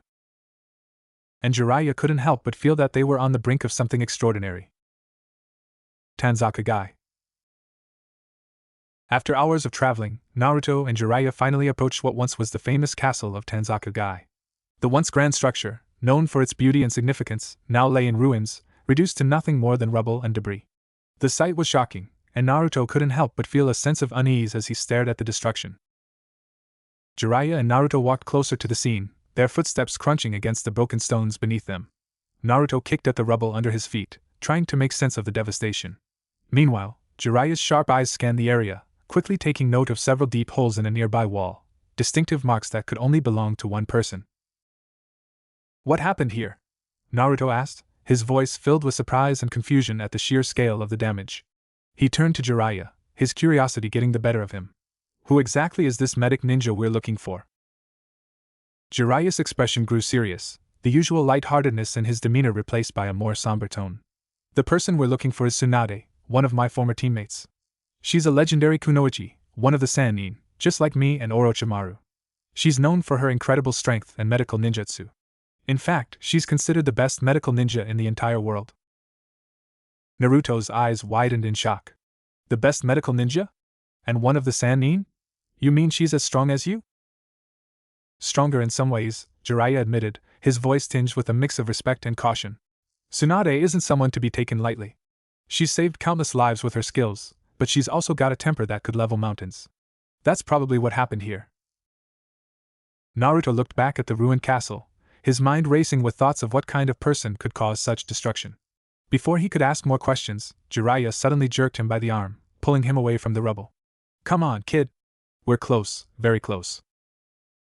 They continued their search through the town, stopping to ask locals if they had seen a woman fitting Tsunade's description. As the day wore on and the sun began to set, they found themselves outside a small, nondescript tavern. The warm glow from within and the sound of clinking glasses and light chatter offered a stark contrast to the ruined castle they had seen earlier. Jiraiya stopped just outside the door, his senses on high alert. "This is the place," he muttered, more to himself than to Naruto. The two of them stepped inside the tavern, the dim light casting long shadows across the room. Naruto's eyes adjusted quickly to the low light, and he noticed a few patrons scattered around, most of them keeping to themselves. Jiraiya, however, froze in his tracks, his gaze fixed on a particular table at the far end of the room. "Tsunade?" A blonde woman sitting at the table with a small cup of sake looked up in shock. She had a diamond-shaped mark on her forehead, and her eyes, once filled with tired resignation, widened in recognition. "Jiraiya?" The tension in the room thickened as the two old comrades locked eyes. For a moment, the noise of the tavern faded away, leaving only the silent communication between the two Sannin. Naruto looked between them, sensing the weight of their history but unsure of what to say. He had a million questions, but he knew instinctively that this wasn't the time to ask them. Jiraiya took a deep breath, his usual jovial demeanor nowhere to be seen. "It's been a long time, Tsunade." In a dark corner of an underground bunker deep within Konoha, the dim lighting barely illuminated the cold, stone walls. Danzo Shimura, his presence as foreboding as ever, sat on a throne-like chair, his single visible eye staring intently ahead. The silence of the room was interrupted only by the subtle sound of footsteps approaching, and soon, Fu Yamanaka appeared before him, bowing respectfully. "Lord Danzo," Fu began, his voice low, "you have visitors." Without needing to say more, two figures emerged from the shadows, Hamura Mitokado and Koharu Yuditane, Hiruzen's old advisors and Danzo's longtime collaborators. Their expressions were grim, reflecting the weight of the news they carried. "The Kyuubi vessel has left the village once again," Hamura stated bluntly, his voice filled with disapproval. "This time, he's with Jiraiya." Koharu nodded in agreement, her eyes narrowing in disapproval. Hiruzen's negligence knows no bounds. Allowing the vessel to leave the village unsupervised, the weapon is now exposed, vulnerable. Danzo's lips curled into a rare, cold smile. "Hiruzen is a fool, blinded by sentimentality and weakness. Leaving the boy in the care of that foolish Sannin, it is the height of recklessness." His tone was laced with disdain, yet beneath it, there was a hint of something more, ambition. Without another word, Danzo made a hand sign, summoning 5 figures clad in dark robes and wearing masks. They appeared before him in an instant, kneeling in perfect unison, their loyalty unquestionable. One of them spoke, his voice calm and controlled. "Your orders, Lord Danzo." Danzo's eye glinted with a mixture of malice and determination. "Retrieve the Kyuubi vessel. Be silent, be efficient. Do not fail me." The masked operatives nodded in unison before vanishing from sight, their mission clear. The room was silent once more, the only sound being the quiet rustling of Danzo's cloak as he turned to face the elders. "With the boy in my possession," Danzo began, his voice carrying the weight of his dark intentions, "a new era will begin. Hiruzen's time is over, his ideals are relics of a bygone age. Once I obtain the Kyuubi's power, I will reshape this village into what it should have always been, a stronghold of order, where strength and control are paramount." Hamura and Koharu exchanged a glance, their expressions a mix of agreement and apprehension. They had supported Danzo for years, understanding the necessity of his methods, even if they did not always agree with the extent of his ruthlessness. But now, they could sense that Danzo's ambitions were reaching a new, dangerous peak. "And if you do not obtain the Kyuubi?" Koharu asked, her voice quiet but firm. Danzo's gaze darkened, his smile fading into a look of cold determination. "Then I will take what is owed to me through the Uchiha. Their arrogance and greed will be their downfall. I will ensure Konoha's dominance. The village will finally be under the rule it deserves." His proclamation hung heavily in the air, the implications clear. Danzo was no longer content with merely advising from the shadows, he sought to take control, by any means necessary. As the elders nodded in reluctant agreement, Danzo turned his gaze to the doorway, where Fu had disappeared moments before. The wheels were now set in motion.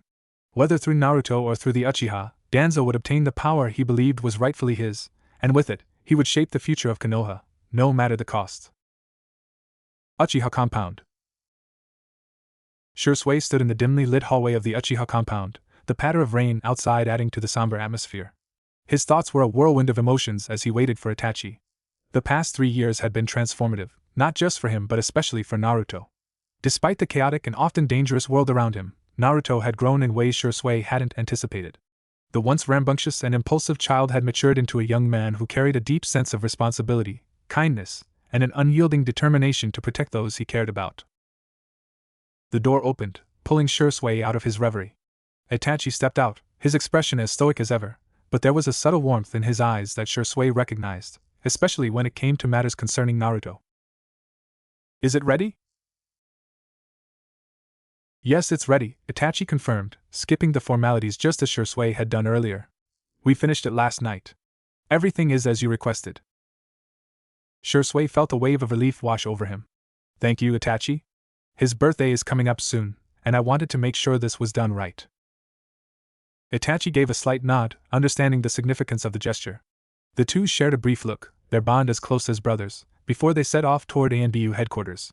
The rain-slicked rooftops of Konoha passed beneath their feet as they moved swiftly through the village, the occasional splash of water the only sound accompanying them. As Shisui and Itachi walked through the rain-slicked streets of Konoha, the weight of their conversation settled between them like a thick fog. The village was eerily quiet, the only sounds coming from the rain pelting against rooftops and the occasional drip from their soaked cloaks. Both minds was still buzzing with the earlier discussion, their thoughts torn between the looming threat of the coup and the small joys that they were determined to preserve. Itachi finally spoke out, breaking the silence. Do you really think it's wise to worry about birthdays when the coup can happen at any time now? It's just that Shisui started, his voice barely louder than a whisper. With everything happening around us, I feel like we're all losing sight of what really matters. The coup, the clan, the village, it's all important, I know. But Naruto, he's still a kid, Itachi. He deserves some happiness, some normalcy, even if it's just for a little while. Don't you feel the same about Sasuke? Itachi listened silently, his expression unreadable. He understood Shisui's sentiment, but he also knew the grim reality they were facing. The Uchiha clan's discontent was growing by the day, and the threat of a civil war was becoming more and more real. Yet, in the midst of all this, Shisui was choosing to focus on something as simple as a birthday gift for Naruto. You're right, Itachi finally said, his voice soft but firm. Naruto and Sasuke do deserve happiness. We all do. But don't let your guard down, Shisui. The times we're living in are dangerous. We have to be prepared for anything. Shisui nodded, understanding the underlying concern in Itachi's words. I won't, Itachi. But I also won't let the darkness consume everything. Naruto, he's like a little brother to me. He gives me hope, and maybe, just maybe, he'll be the one to change things. Itachi's eyes softened at Shisui's words. He admired his friend's unwavering optimism, even in the face of such overwhelming odds. It was a quality that set Shisui apart, something that made him one of the few who could still see the light in the world despite the encroaching shadows. As they continued their walk, the familiar sight of the Uchiha compound came into view. The imposing walls seemed to loom even larger in the rain, a reminder of the heavy burdens that lay within. They both knew that what awaited them inside was far from the warmth and camaraderie they shared on this quiet, rain-soaked night. Before they parted ways, Shisui turned to Itachi with a faint smile. Let's make sure Naruto has the best birthday ever, okay? We owe him that much. Itachi gave a small nod, his lips curling into a rare, genuine smile. We will, Shisui. We will. With that, they both entered the compound, the warmth of the buildings contrasting sharply with the coldness of the situation they were about to face. The coup, the village, the fate of the Uchiha, all of it loomed over them, but for now, they held on to the small beacon of light that Naruto represented. And as they stepped into the darkness, they carried that light with them, hoping that it would guide them through whatever lay ahead. Inside ANBU headquarters, they navigated the familiar corridors with purpose, eventually arriving at a lounging area where a few ANBU operatives were gathered. Among them was Yugogo Yuzuki, her distinctive purple hair framing her face as she stood waiting for them. Shisui and Itachi approached her, and without needing to say much, she led them to a secure room. Inside, Yugogo walked over to a locker, placing her hand on it. A seal glowed briefly before the locker clicked open, revealing what they had come for. She carefully pulled out a small, intricately designed box and handed it to Shisui. So, it's really done, Yugogo? Shisui asked, his voice tinged with both excitement and a hint of nervousness. And everything is perfect? Yugogo smiled softly, a rare expression for the usually reserved kunoichi. Based on the materials you gave me, I've crafted something that I think will more than meet your expectations. Shisui carefully opened the box, revealing a small, intricately carved kunai. It was different from the standard issue, both in design and craftsmanship. The handle was wrapped in dark blue leather, and the blade itself was engraved with delicate patterns that held meaning only to those who knew their significance. But what stood out most was the inscription along the blade, written in elegant, flowing script, to Naruto Uzumaki, a protector of peace, a future Hokage. Itachi stepped closer, observing the kunai with a critical eye before nodding in approval. It's perfect. Naruto will understand the meaning behind it. Shirsui's heart swelled with pride as he looked at the gift they had prepared for Naruto. It wasn't just a weapon, it was a symbol of the faith they had in him, a recognition of the journey he had been on and the one he was still destined to undertake. This is more than I could have hoped for, Yugago. Thank you, Shirsui said, his voice sincere. Yugago bowed her head slightly, her expression softening. It was an honor. That little prankster is special to many of us, and it's important that he knows how much we believe in him. Shirsui closed the box carefully, holding it with both hands as if it were something fragile. He'll love it, he said quietly, more to himself than anyone else. With the gift secured, Shirsui and Itachi made their way out of the headquarters. As they walked back through the rain, Shirsui couldn't help but feel a deep sense of contentment. Despite the dark times they were living in, there were still moments like these, moments that reminded him of the bonds they shared and the hope that still existed within their village. When Naruto received this gift, he would understand the depth of their trust in him. And Shirsui knew that Naruto would carry that trust with him, no matter where his journey led him next. Tanzaka-gai. As Jiraiya and Naruto walked through Tanzaka-gai, the vibrant sounds and sights of the bustling town barely registered. They were focused on one thing, finding Tsunade. The search had been long and exhausting, and Jiraiya hoped that the rumors they had heard about her presence in the town were true. Naruto, on the other hand, was more curious than anything. He had heard stories about Tsunade from Jiraiya, but nothing could have prepared him for the moment they finally found her. As they entered the restaurant, the air was thick with the smell of grilled food and the sound of clinking glasses. But all of that faded into the background as Jiraiya's eyes locked onto a blonde woman sitting alone at a table. She held a small cup of sake in one hand, her other hand resting lightly on the table. A diamond-shaped mark on her forehead caught Jiraiya's attention, and he knew immediately this was Tsunade.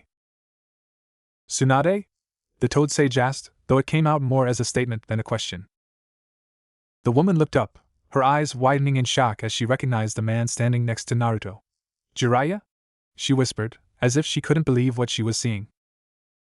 For a moment, the noise of the tavern seemed to vanish, leaving only the tension between the two old comrades. Naruto, feeling the weight of their shared history but not understanding it, glanced between them, unsure of what to say. A million questions swirled in his mind, but he knew instinctively that this wasn't the time to ask them. Jiraiya took a deep breath, his usual jovial demeanor replaced by a somber expression. It's been a long time, Tsunade, he said, his voice heavy with unspoken memories. Tsunade set her cup down, the clink of porcelain against wood echoing in the stillness. Not long enough, she replied, though her voice lacked malice. It was weary, almost resigned. Naruto, feeling out of place in the intense atmosphere, stepped closer to Jiraiya. His curiosity about Tsunade was growing by the second. She didn't look like the legendary kunoichi he had imagined. She was beautiful, yes, but there was a deep sadness in her eyes, a kind of brokenness that made her seem more human than hero. Jiraiya motioned for Naruto to sit down beside him at the table. We need to talk, Tsunade. It's important. Shizen, who had been standing off to the side with her pet pig, Tauntaun, now moved closer, her expression wary. She clutched Tauntaun a bit tighter as she glanced nervously between Jiraiya and Naruto. Tsunade's gaze shifted to Naruto, her eyes narrowing slightly. And who's this? Another one of your troublesome students? This is Naruto, Jiraiya introduced him, placing a protective hand on Naruto's shoulder. He's not just any student, he's someone very important. The cryptic tone in Jiraiya's voice made Naruto frown in confusion, but Tsunade seemed to understand immediately. Tsunade's eyes widened slightly as she connected the dots. Though Jiraiya had not outright said it, she could see the resemblance to the fourth Hokage. So that's him, huh? She said softly, masking her reaction with practiced ease. I should have known. There's a resemblance. Naruto puffed out his chest a little, proud to be recognized, but the weight of what she said was not lost on him. That's right. And I'm going to be Hokage one day, believe it, he declared, his voice filled with determination. Tsunade let out a small, almost imperceptible sigh. You've got his spirit, I'll give you that, she said, her voice tinged with a mix of nostalgia and regret. Jiraiya cleared his throat, steering the conversation back to their purpose. We're here because the village needs you, Tsunade. There's trouble brewing, and we could use someone with your skills. More than that, it's about Naruto. Tsunade's expression hardened at the mention of Naruto. What do you mean? She asked, her voice sharp, cutting through the momentary nostalgia. Jiraiya hesitated, choosing his words carefully before explaining. He told her about Naruto's recent changes, how Naruto's chakra had become unstable, denser, and more potent. His once blonde hair had started to turn a deep shade of red, a transformation that none of them could explain. They needed her expertise to figure out what was happening and, more importantly, how to stop it. As Jiraiya spoke, Tsunade's face remained unreadable, but her eyes flickered with concern. She understood the gravity of the situation, but the weight of her own past, her own losses, kept her silent. When Jiraiya finished, the silence that followed was suffocating. Finally, Tsunade spoke, her voice low and filled with a sorrow she could not hide. "I've been out of the game for a long time, Jiraiya. I'm not sure I'm the person you need anymore." Naruto, sensing that this was his chance to speak, leaned forward, his voice trembling slightly. "But you're the best, right? If anyone can help me, it's you. Please, I don't know what's happening to me, and I'm scared." Tsunade looked at him, really looked at him, for the first time. There was something in Naruto's eyes, something that reminded her of his father, Minato, and of her younger self, back when she still believed in hope and dreams before they were crushed by the harsh realities of the world. She sighed deeply, her resolve weakening. But the memories of her past, the losses she had endured, weighed too heavily on her heart. "I just don't know," she whispered, her voice almost inaudible. "Let me think about it." Without waiting for a response, she stood up, her movements slow and deliberate, as if the very act of walking was a burden. Shizen, after bowing apologetically to Jiraiya and Naruto, quickly followed her out of the restaurant. Naruto watched her go, feeling a mix of disappointment and confusion. "Now what?" he asked, his voice small and uncertain, a stark contrast to his usual bravado. Jiraiya sighed, not knowing what to say. He had hoped that seeing Naruto would reignite something in Tsunade, but it seemed her wounds ran too deep. "We give her time," he finally said, though he wasn't sure if time was something they could afford.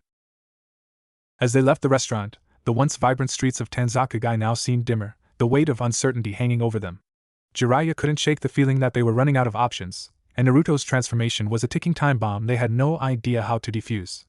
All they could do now was hope that Tsunade would come around before it was too late. Hours later. Later that evening, Naruto found himself on the rooftop of the inn. He sat cross-legged, absorbed in the Fuinjutsu book given to him by the mysterious Lady Fuka. Under the soft glow of the moon, he scribbled earnestly on a piece of paper, practicing basic sealing techniques. Although Fuinjutsu was often seen as tedious and complex, Naruto felt a strange pull towards it, almost instinctual. The book mentioned that the Uzumaki were renowned masters of Fuinjutsu, which filled him with a sense of pride.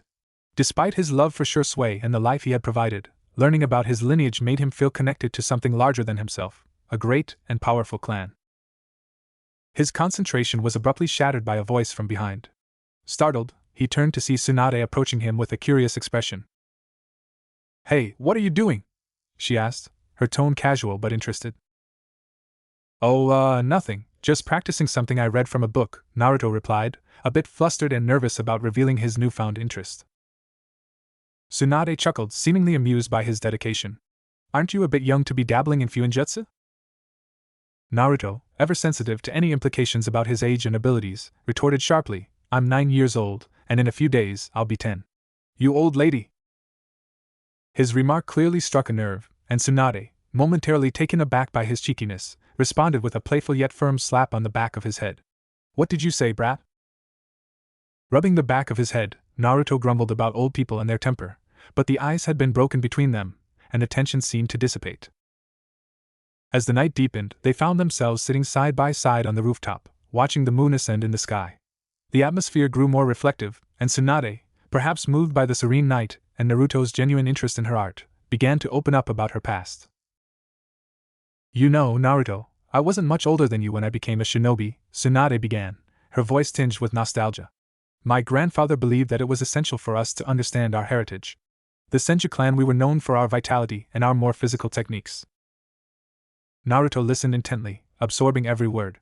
It was rare to hear someone like Tsunade speak of her past, especially about the softer, more personal aspects of her life. "But through it all I lost almost everything," Tsunade continued, her expression growing somber. "I lost my brother, Nawaki, and later, my fiancé, Dan. They both died young, dreaming of a better future. Their deaths, they changed me, made me question if being a ninja was worth the pain and sacrifice." Naruto's eyes widened, feeling a deep sympathy for Tsunade's losses. He understood loss, too, though he had never known his own parents, he felt the absence deeply. "That's why I hesitated earlier today," Tsunade admitted. "I was scared of losing more people I care about, scared of feeling that pain again. But seeing you, so determined to learn and grow, Despite everything, it reminds me of them, of their dreams. Naruto nodded. I know I can't understand all the pain you've felt, but I can promise you this. I'll keep fighting, not just for me, but for everyone who believes in me. I'll be strong, so maybe, one day, I can protect people like you did. Tsunade looked down at Naruto, seeing the echoes of her loved ones in his fierce, blue eyes. She squeezed his hand gently, a smile breaking through her grief. Thank you, Naruto. Maybe it's time for me to face the world again, to help you carry those dreams. Their heartfelt conversation was violently interrupted. A Saban needle whizzed through the air, narrowly missing Tsunade but caught deftly by her seasoned reflexes. She held it up to the moonlight, inspecting its glistening tip. Poison, she muttered with a grimace, her eyes narrowing with recognition and anger. Before they could react further, the night air thickened with hostility as 5 masked figures clad entirely in black appeared on the rooftop. The atmosphere charged with malice, and Naruto felt the weight of their murderous intent press down on him. Tsunade reacted instinctively, pushing Naruto behind her with a firm hand. Her protective stance was resolute as the leader of the masked group stepped forward. His voice was cold and unwavering. Give us the Jinchuriki, or die. All we want is the Kyuubi vessel. Naruto's eyes widened in shock and confusion. Kyuubi vessel? What are they talking about? He whispered, but Tsunade's fierce focus was on their assailants. Tsunade's voice thundered across the rooftop, her anger palpable in the cool night air. You 5 must have a death wish, she growled fiercely. You think you can take on one of the Sannin? The leader of the assassins scoffed dismissively, undeterred by Tsunade's reputation. Irrelevant. It's our mission, and we won't fail. With those words, he charged at Tsunade, his companions following suit, weapons drawn and glinting under the moonlight. Tsunade's combat instincts kicked in. Her medical knowledge made her deadly, knowing precisely where to strike to incapacitate or kill. As the first attacker reached her, she sidestepped swiftly, her hand shooting out to strike a vital point on his neck. He collapsed, gasping, paralyzed by her precision. Seeing that the others were more cautious now, circling Tsunade and looking for an opening. Tsunade glanced back at Naruto, her eyes conveying a silent command to stay back. Naruto, though fearful, nodded understandingly, trusting Tsunade's strength. As the attackers coordinated their next move, Tsunade whispered to Naruto without turning her head. Naruto, listen to me carefully. I want you to use this chaos to run as fast as you can. Find Jiraiya, tell him to come here now. Naruto shook his head, unwilling to leave her side. I can help. I can fight. He protested quietly, his hand reaching for a kunai. No, Naruto. This is not your fight. Do not risk yourself, you must think of the village. Go! Tsunade insisted, her tone leaving no room for argument. Reluctantly, Naruto nodded, tears of frustration and fear stinging his eyes. He waited for his moment as Tsunade turned back to face her attackers, her stance wide and ready. The attackers came at her again, this time with coordinated strikes designed to overwhelm. Tsunade fought with a ferocious grace, her strikes precise and her movements fluid. She incapacitated 2 more with debilitating nerve strikes, but the effort was wearing her down, her age and years of disuse slowing her ever so slightly. Seeing Tsunade momentarily distracted, Naruto seized his chance, not to flee but to aid her. The thought of his brother Shusui's words enter his mind as shinobi stays calm and collected. Assess the situation, then strike when there's an opening. With a yell, he threw a series of smoke bombs he had been clutching tightly. The rooftop was instantly obscured in thick, billowing smoke. Tsunade used the cover to her advantage, her keen senses guiding her through the smoke. She delivered a crushing blow to the 4th attacker, hearing the satisfying crunch of bone. Only the leader was left, coughing and waving through the smoke to find her.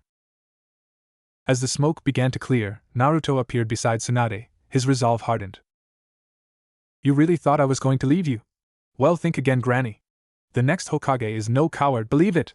He declared, standing defiantly with her, causing her to sweat drop at his childish antics. Tsunade looked at him, a mix of exasperation and pride warming her expression.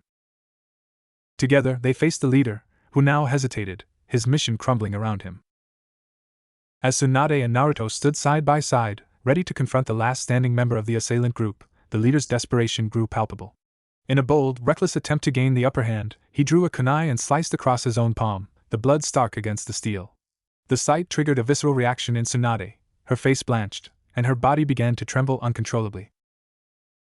Naruto, noticing Tsunade's sudden change in demeanor, glanced at her with concern. What's wrong, Granny?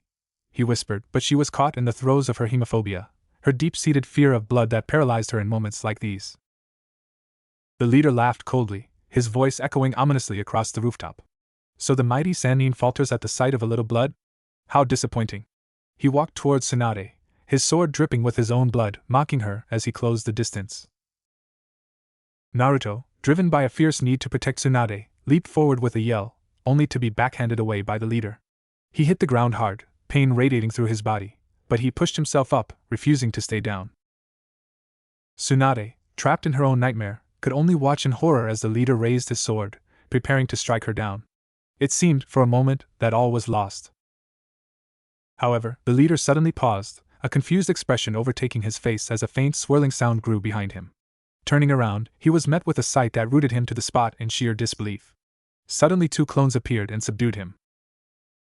Naruto stood there, battered and bloodied, a fierce determination lighting his eyes. In both his hands, he wielded an unstable glowing blue orb of chakra that's spinning violently. Blood trickled down from the corner of his mouth as he grinned, his spirit unbroken despite the odds. "Don't you worry, Granny, I got this. Don't you underestimate me," Naruto shouted, his voice filled with a mix of pain and resolve.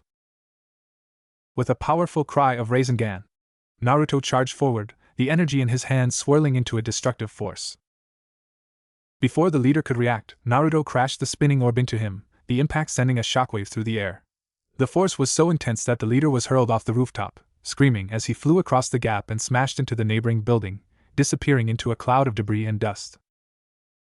Silence fell over the rooftop as Naruto staggered, nearly collapsing from the exertion and pain. Tsunade, finally snapping out of her daze, rushed to his side, her earlier paralysis forgotten in the face of Naruto's brave act. She caught him as he fell, supporting him with her body. "You did it, Naruto, you saved us," Tsunade murmured, her voice thick with emotion. Her eyes, once filled with fear and resignation, now looked at him with renewed respect and a deep, overwhelming gratitude. Naruto smiled but was too tired to respond. Soon he fell down, unconscious. After the intense confrontation on the rooftop, the atmosphere was heavy with the remnants